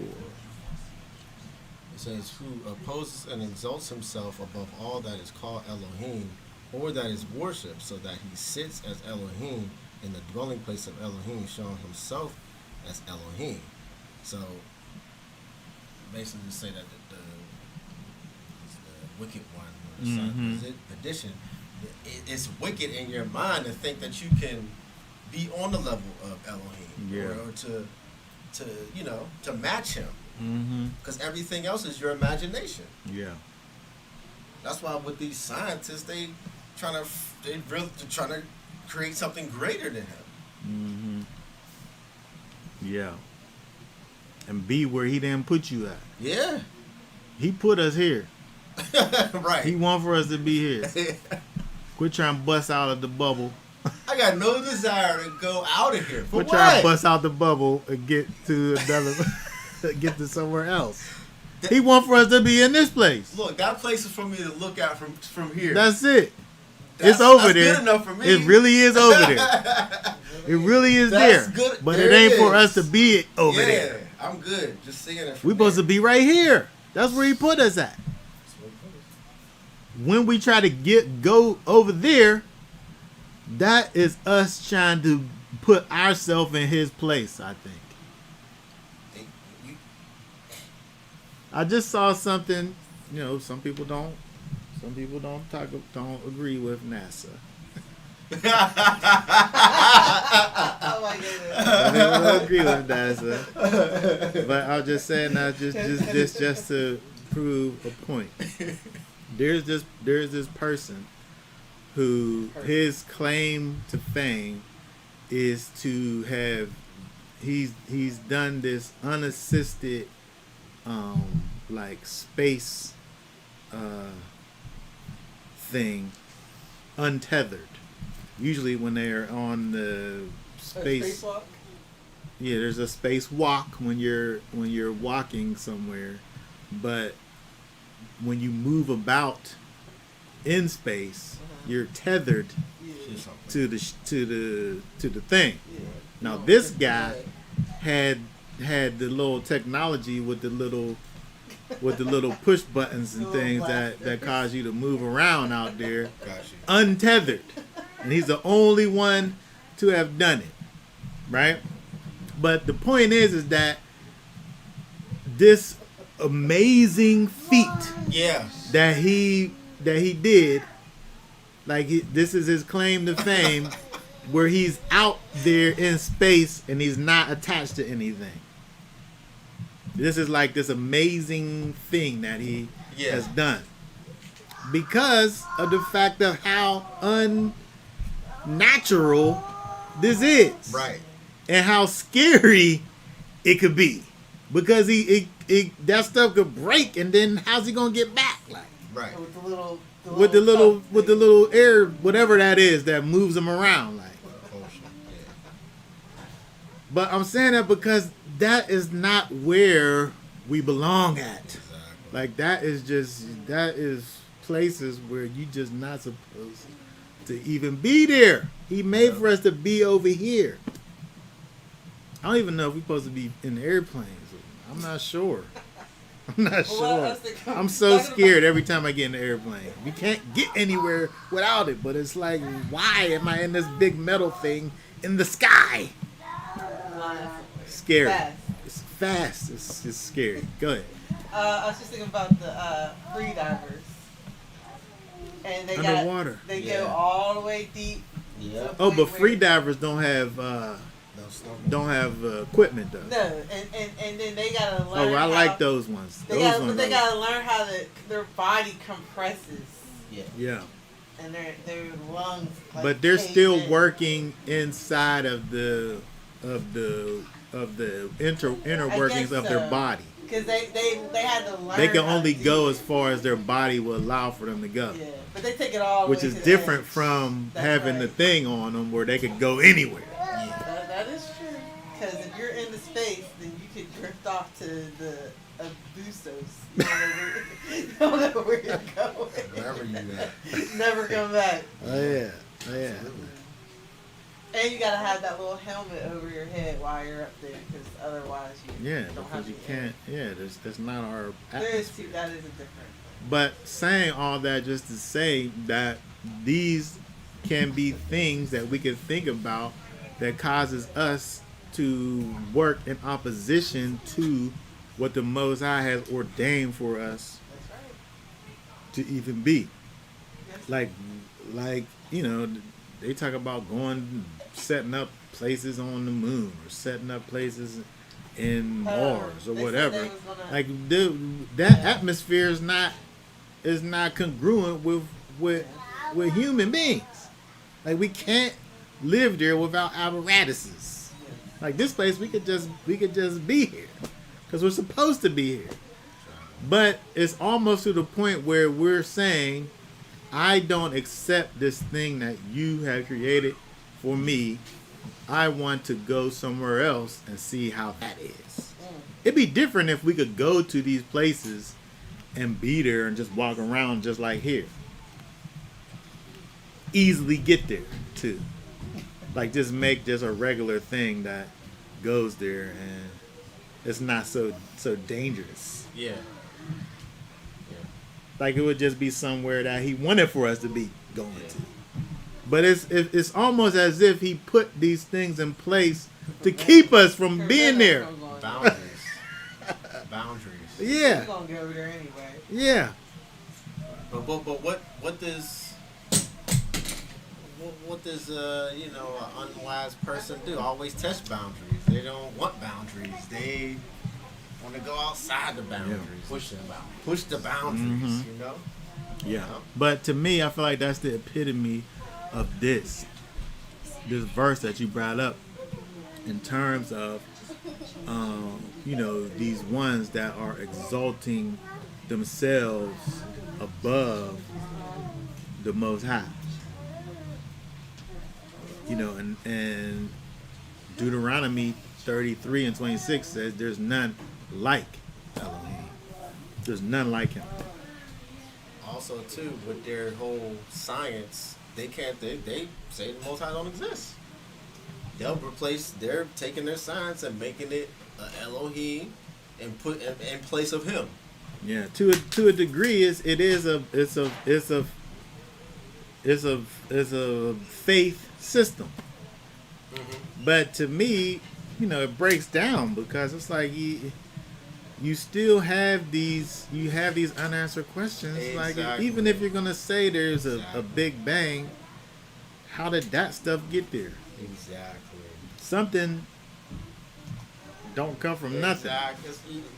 Nothing from nothing leaves nothing. Exactly. Right. You can't have these things that just are Yep. without there being something that is. Yeah, Especially when you think about these complex things. When you sit up there and think about the complexity that's involved in just a human being, there's so many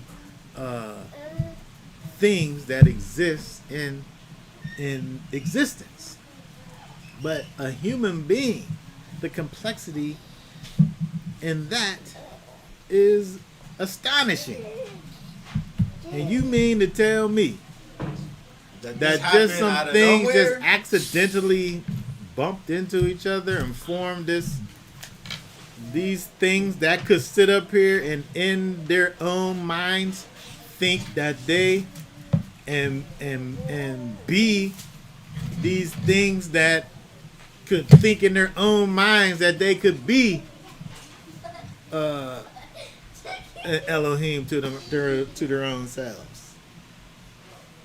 Like, what do it even take inside of us something to cause for it to think about its own self in such a way that it feels like it is the greatest that there is? It's called pride, and he hates pride. I'm saying just because of the simple fact that we have pride inside of us is kind of an amazing. Like do you say that about like an insects? Do insects have that? Well, we I don't can't think know. so. We can't know, but it don't seem like it. I would say no, because everything else he said, because the Most High said he made us in his image. We're And in then his when- image. And then later on, he gave us the knowledge of good and evil. He didn't give it to the other creatures. So the other creatures are programmed to do what they do. So whatever they do, when they take over, it's hierarchies. It's just a program. So it's like the Matrix. It's just a program that was Exactly. created, and they do the program thing. And the hierarchy makes the whole ecosystem. And so I'm saying that the complexity of a human being is so complex. I'm saying even from a scientific standpoint, it don't make scientific sense for me to think that I can even get to the whatever level that, now I'm not saying me, but human beings are by just Yeah, I'll say it for you. accident. That's stupid. It is stupid. It's stupid. It It's don't make you any gotta laugh sense. at it because it doesn't. It don't make no. No. It's not possible. Because here's my question to anybody that believe that. Show me, because if it happens there, like the Most High is consistent. Like what He puts forth, you can see it constantly happening in His creation. So if what you're saying is true, show me it happen in nature. Show me that happen. Show me this much organization and intelligence happen. That so supposedly that's what they're trying to find, which is hilarious. You're not gonna. It's not real. It's an imagination. You can't find that happening nowhere else in nature. The Most High is throughout all nature. You can see it. Yeah. There's examples everywhere. Yeah. All right, let's go back over here to verse 26. Because we was looking at this in terms of how it reads in the King James. Verse 26. There is none like unto the Elohim of Yeshurun. But in the Hebrew, it don't really read like that. It don't really read like that. It reads kind of like what we see over here in this, how this says, oh yes you run, there is none like El. Not like it says, there is none like the Elohim of Yeshurun. It's more of a declaration to the people, Yeshurun, that there is none like Elohim, because the God of, it don't say that. It basically says there is not like Elohim Yeshurun, as if he's saying, he's making this declaration to Yeshurun, his people.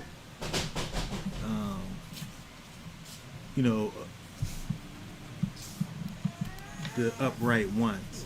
Okay, so I just wanted to look at that. It's interesting how when you think about, looking at these scriptures, the way you could get two different kind of thought processes dealing with the translation and looking at kind of what it actually says in the original. Because the idea of the God of Yeshurun is not even present here, really. It's just kind of something that's kind of put there for ease of of reading. But when you look at the Hebrew, the way that it is something that's not there. All right, so okay, I wanted to real quick over here go down to let's just look again at 27 through 29 here. The Elohim of old is refuge, and beneath are everlasting arms. And he drives out the enemy from before you and says, destroy. Thus Israel dwells in safety, the fountain of Jacob alone, in a land of grain and new wine. His heavens also drop down dew. Blessed are you, O Israel. Who is like you? A people saved by Yahweh, the shield of your help, and he who is the sword of your excellency. And your enemies are subdued for you, and you tread down their high places. Okay, very good. So we see over here at the end of this chapter here where Moses again is kind of giving us these things that we're able to look to and stand on in regards to who the Most High is for his people. Which again are things that are preparing the people. It's interesting when you look at what he's doing here in terms of preparing Israel to go over into the land. He's given all of these tribes, these blessings, blessings that he's given to the people as they begin to go over into the land. He's preparing them, readying them to go off and go and face all of these things that they're going to face. Understand that the Most High is going to be there with them and go before them and destroy their enemies before them, so that they don't have anything to fear as they go over and go in. And I want to, in the world.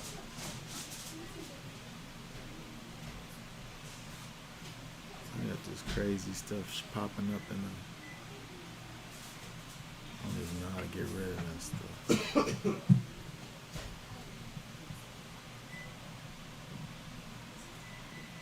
People are crazy.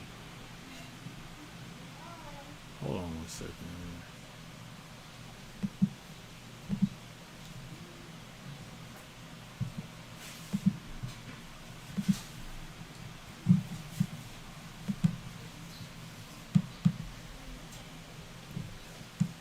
Okay, very good.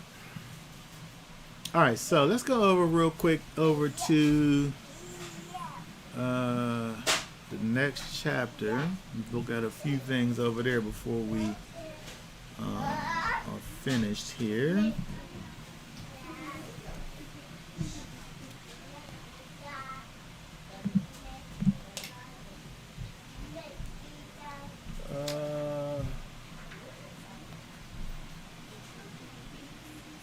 Let's see here. Let's see. Oh, it's only 12. Read this chapter here for us real fast. Deuteronomy 34, verse 1. And Moshe went up from the desert plains of Moab to Mount Nebo, to the top of Pisgah, which is opposite of Yeroho, and Yahweh showed him all the land of Gilead as far as Dan, and all Naphtali, and the land of Ephraim and Manasseh, all the land of Yehudah as far as the western sea, and the Negev, and the plain of the valley of Yeriho, the city of palm trees as far as Zoar. And Yahweh said to him, This is the land of which I swore to Abraham and Yitzchak and to Jacob, saying, to your seed I give it. I have let you look at it with your eyes, but you do not pass over there. And Moshe, the servant of Yahweh, died there in the land of Moab, according to the mouth of Yahweh. And he buried him in the valley of the land of Moab, opposite of Baeth Peor, and no one knows his burial place to this day. And Moshe was 120 years old when he died. His eyes were not dim, nor his freshness gone. And the children of Israel wept for Moshe in the desert plains of Moab 30 days.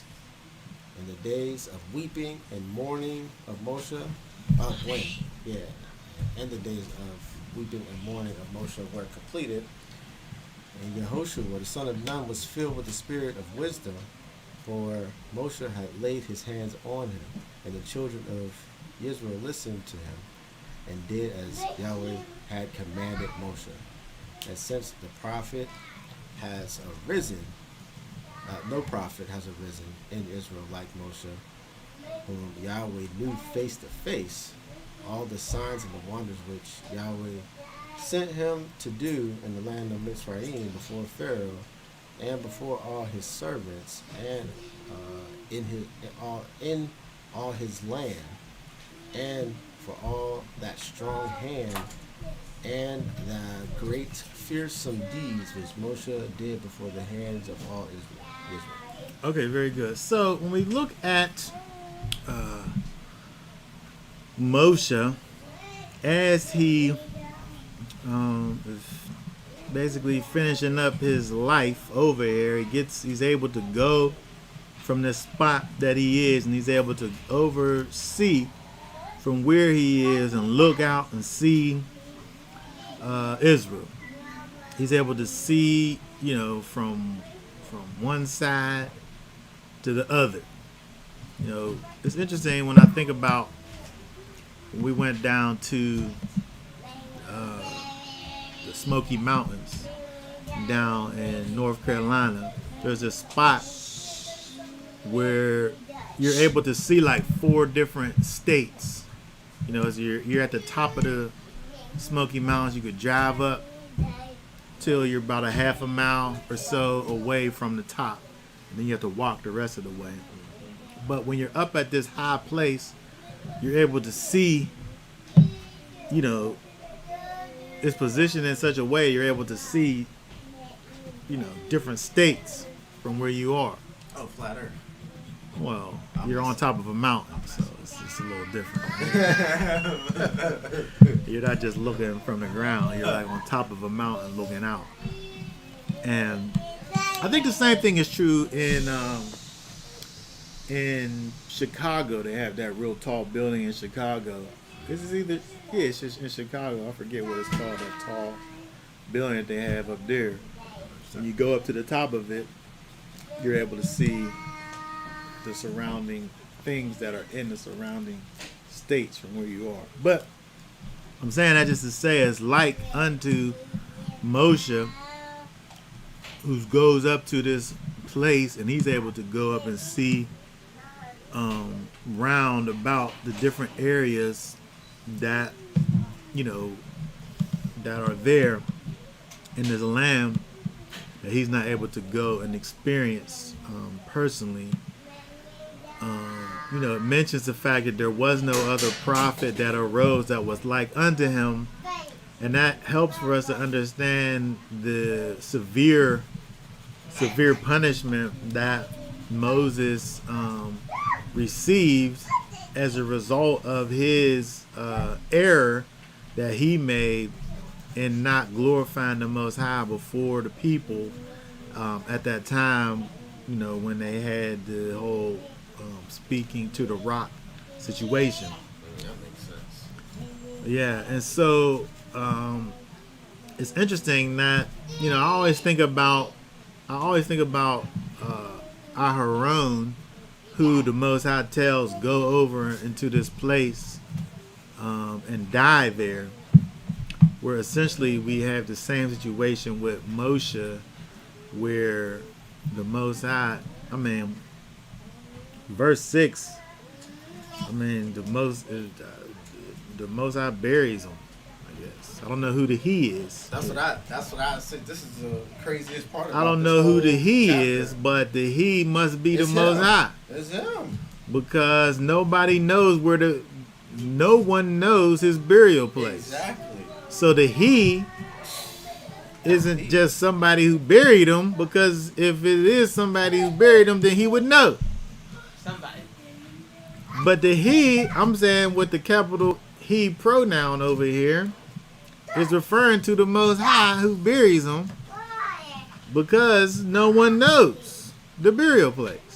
And that's special treatment. Even to this day. That's special treatment. Who get buried and Nobody. Because see, now scientists, we can't prove this, we can't find the bones. you looking for different if the things. people found the bones, they'd be worshiping the bones right now. Exactly. So he knew what he was doing. If somebody did know where the bones was, there would be a museum right there. Exactly. And people would be going up there, bowing down to it. Oh man. For a fee. You imagine that? Yeah, exactly. It probably cost at least $20 to get inside of that place. Yeah, that would be At least. But after history, that's what they did. But today, it'd be in the museum.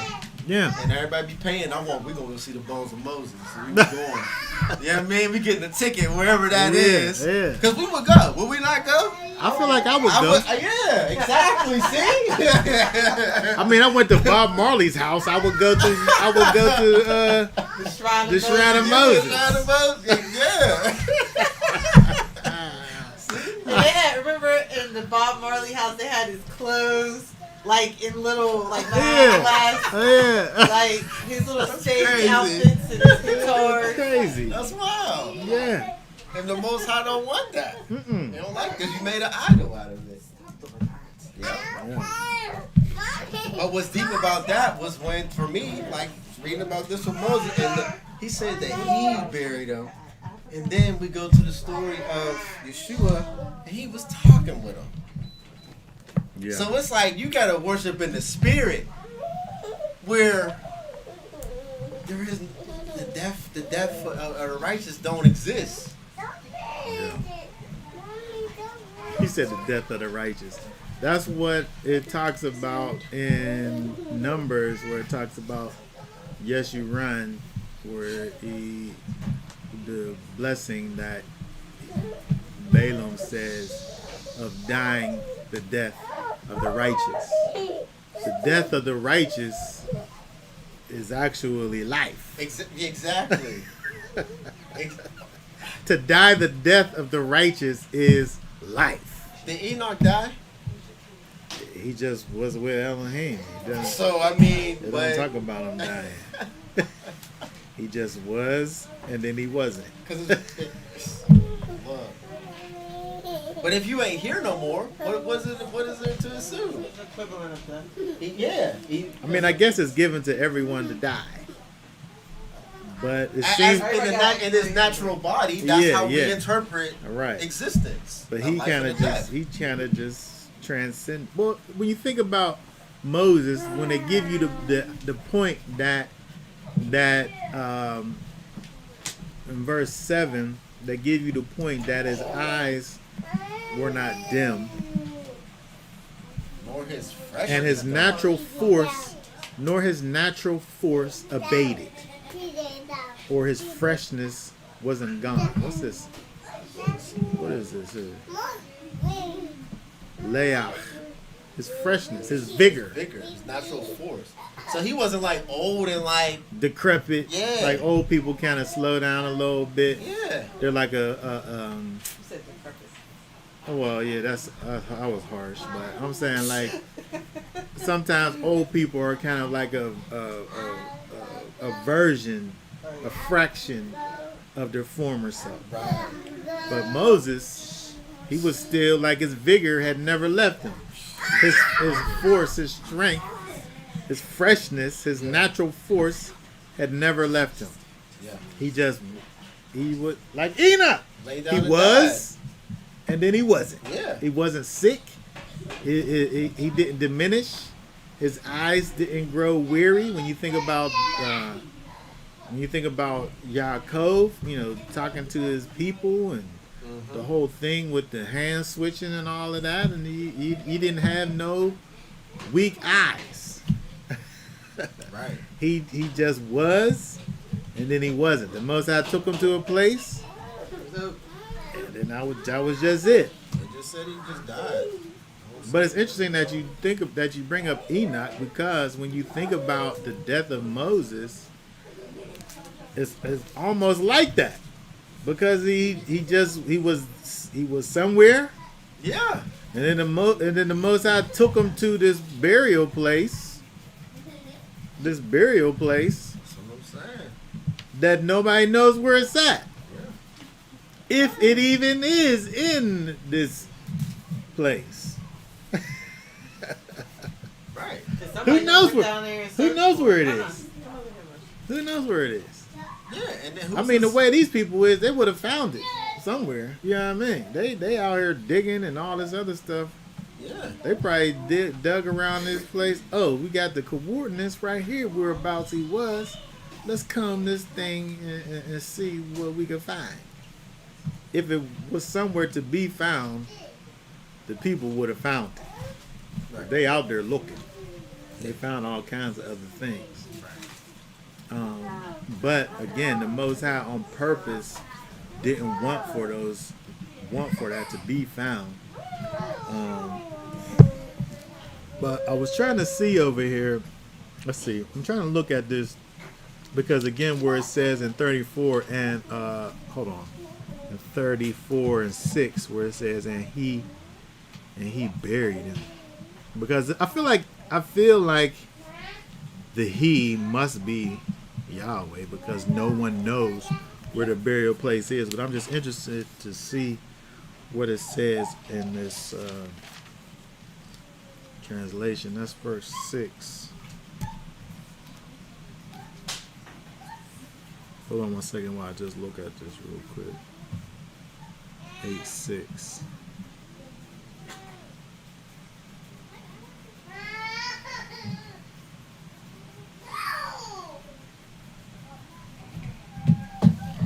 Oh, I guess it is. And he buried.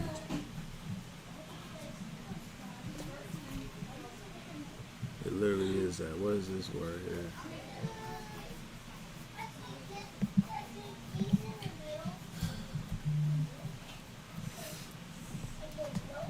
To bury. This, and it literally says,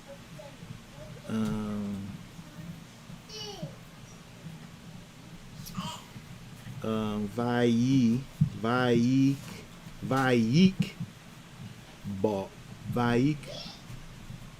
bor,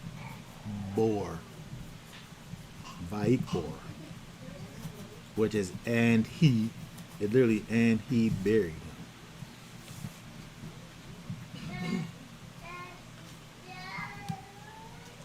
But again, if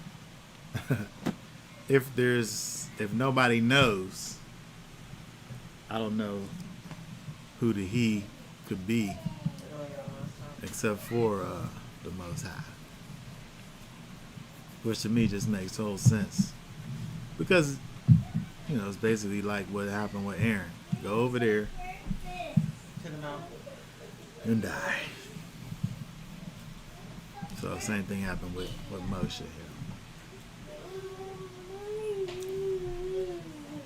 All right, so going back over to here. All right, so we see over here with Moshe again that there was no prophet, as it says in verse 10, that has arisen in Israel like unto Moshe. There was never again a situation where the people had a one who they dealt with like unto Moshe. There were prophets in the nation, but the dynamic of the people with the prophet was different. It was never like it was with with Moses. Moses was a prophet, and again, like we said before, he was like the king. We had prophets and we had kings. We had judges. And priest, because he started. He was a king priest. Moses was. We always had these things, but we didn't have these things all with one individual. And so again, we look at the life of Moses. It helps for us to think about what we have with Yeshua.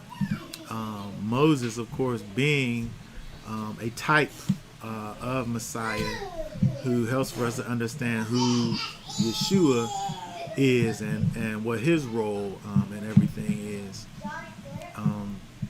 And so it's interesting that, kind of like how when we think about, where are the bones of Yeshua? Well, he rose again. He rose again. They're nowhere to be found. They worship the shroud or whatever. The so-called shroud. I don't even know how authentic that is, but they have this. Right, the shroud is supposed to have been something that was wrapped around the dead body of Messiah. But I don't know if that's authentic or not. But just saying that that's what that is, you see what people have done with it, which it makes sense. It makes sense that we're not able to know where Moses is. They're trying to find the ark. Yeah. Well, if we listen to Ethiopia, they say they got it over there. They got somebody guarding it right now, standing guard. Okay, so that is the end of the Torah. So, does anybody have any last thoughts, questions, comments before we are done? Well, is this what type of ending is this for Moses? For Moses, I feel like it's bittersweet. It's a triumphant. We don't know that it's triumphant now, but we know it's sad now. And the people they can't do anything but mourn, and they mourn for their 30 days. But it takes us all the way till the thing that we see that you mentioned over here with Yeshua when he deals with his disciples, where the disciples see Moses and Elijah and Yeshua in the spirit. So it takes all that time for them to know that even though Moses didn't get to physically go and be in the physical land, that what he was able to do was far greater than that, which was to actually be in the presence of the Most High, to receive a glorified body. And that's greater than going into the land. It's far greater. And the people don't even understand that. What he actually received is what we're only pictured. Yeah. What we only see as a form of that, a picture of that, in the idea of going into the physical land. He goes into the real land. He goes into the real land that's going to come down. He's glory. already at the place that's going to come down and be where we're. Right. He goes to the final destination. Where are we trying to get to? He's there. That's where he went to. And even though he had that mishap, it's so deep. Because he couldn't have Israel go into that land worshiping him. They would have all worshipped him. Yeah. They would like, Moses brought us here. Yeah. And out of his mouth it had to be that way. Yeah, it had to be that way. But Moses, for what he did in his faith and obedience, was still honored by the Most High. Mm-hmm. Separated him, took him up, and preserved him. It's like when you think about what it is at times to punish a child. The punishment for the child is terrible. It's the worst thing that could happen to the child. But the only reason why you're doing that is to prevent something worse from happening further down the line. The chastisement that is given for the help of the child. And so when you think about the thing that pertains unto Moses, this thing that happened in the physical, it don't correspond with the relationship that the Most High has with Moses from a spiritual standpoint. That relationship was never severed, even though the physical thing was cut off. Right. But the spiritual thing was never cut off. Exactly. And so it depends on from what perspective you're looking at it at. From a physical perspective, it could be something that's looked at as sad. He left Egypt to go to the land, and he never made it there. He was only ever able to look at it only. However, And he dealt with all those people. he had to deal with all these people who pushed him over the limit. And it was there. He said it to them. He said it was because of y'all that this is why I can't go in. Yeah. Because I was so frustrated dealing with y'all that I couldn't even understand what I was supposed to do. Right. He But can't even hear the thing clearly. about it is that when we think about it from a physical perspective, these are all the things that we think about. But when we think about it the way that we're supposed to be thinking about it from a spiritual standpoint, the end is the way that it's supposed to have been. Moses did his job. He got the people to where he wanted for them to be at. And he took them all the way to the door. And he set them up even to go through the door.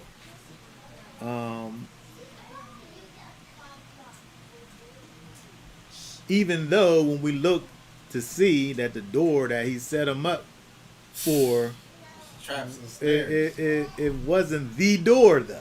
Right. He went through the door. Yeah. He went over to the other side. Yeah. He went to be with the Most High. Israel at this point is still, even though they went over into the land, is still on the journey to make it to where Moses already made it to. Exactly. And that's being in the presence of the Most High. Yep. And so when you think about it from a spiritual perspective, it's sad for the people. It's not sad for Moses. It's not sad for Moses. It's sad for the people because Moses made it to the destination and they didn't. Are you speaking a eulogy right now? I feel like this is like a eulogy. You know how they say at the funeral. Moses made it to the promised land. He's one who we can say is there. Yeah. All these people who we sit up here and eulogize and sit up here and put people in the thing that ain't even close to being there. We know Moses, for a matter of fact, is over there. Because there's witnesses and seen him over there.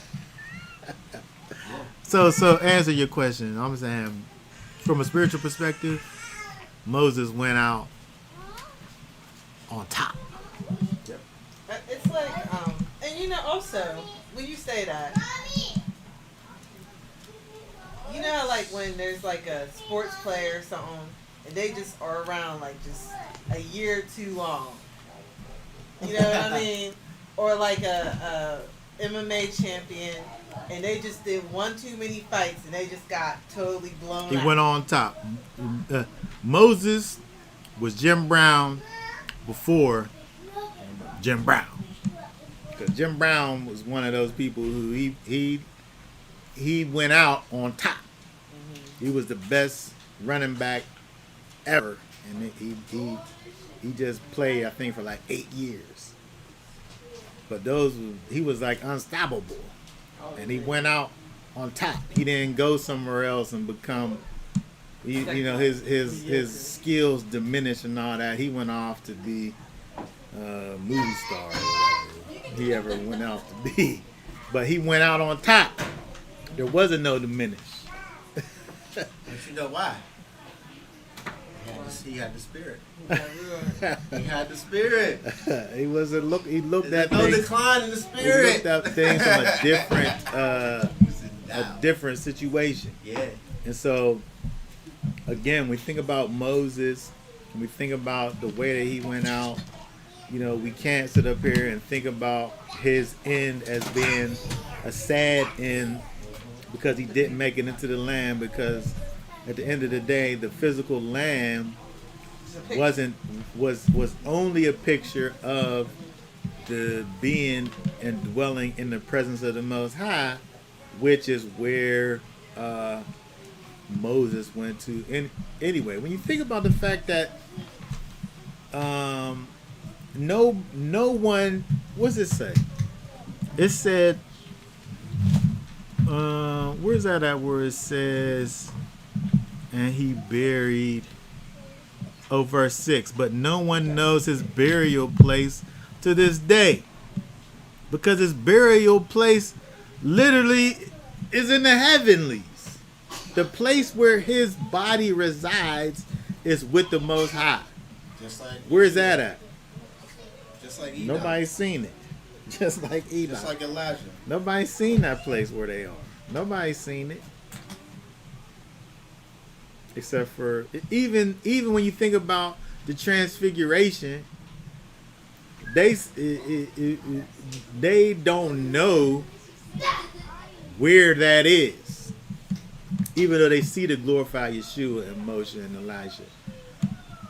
It's not like they can see like where, like they're able to, because they seen it. Oh, let's go to that place. Like, it's still a place that's it's still an unknown. It's still a mystery. Because you know the place where his final resting place is with the Most High. Yep. All right. So all that being said.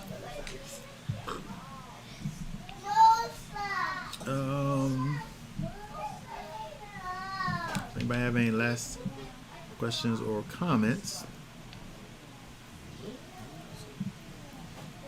All right, so that being said, we will, y'all willing, be back on next Shabbat. Going all the way back to the beginning. Rolling back the It's clock. starting all the way over again. Back in Bereshit. I want to say for now, Shabbat Shalom. And y'all willing, we will return on next Shabbat.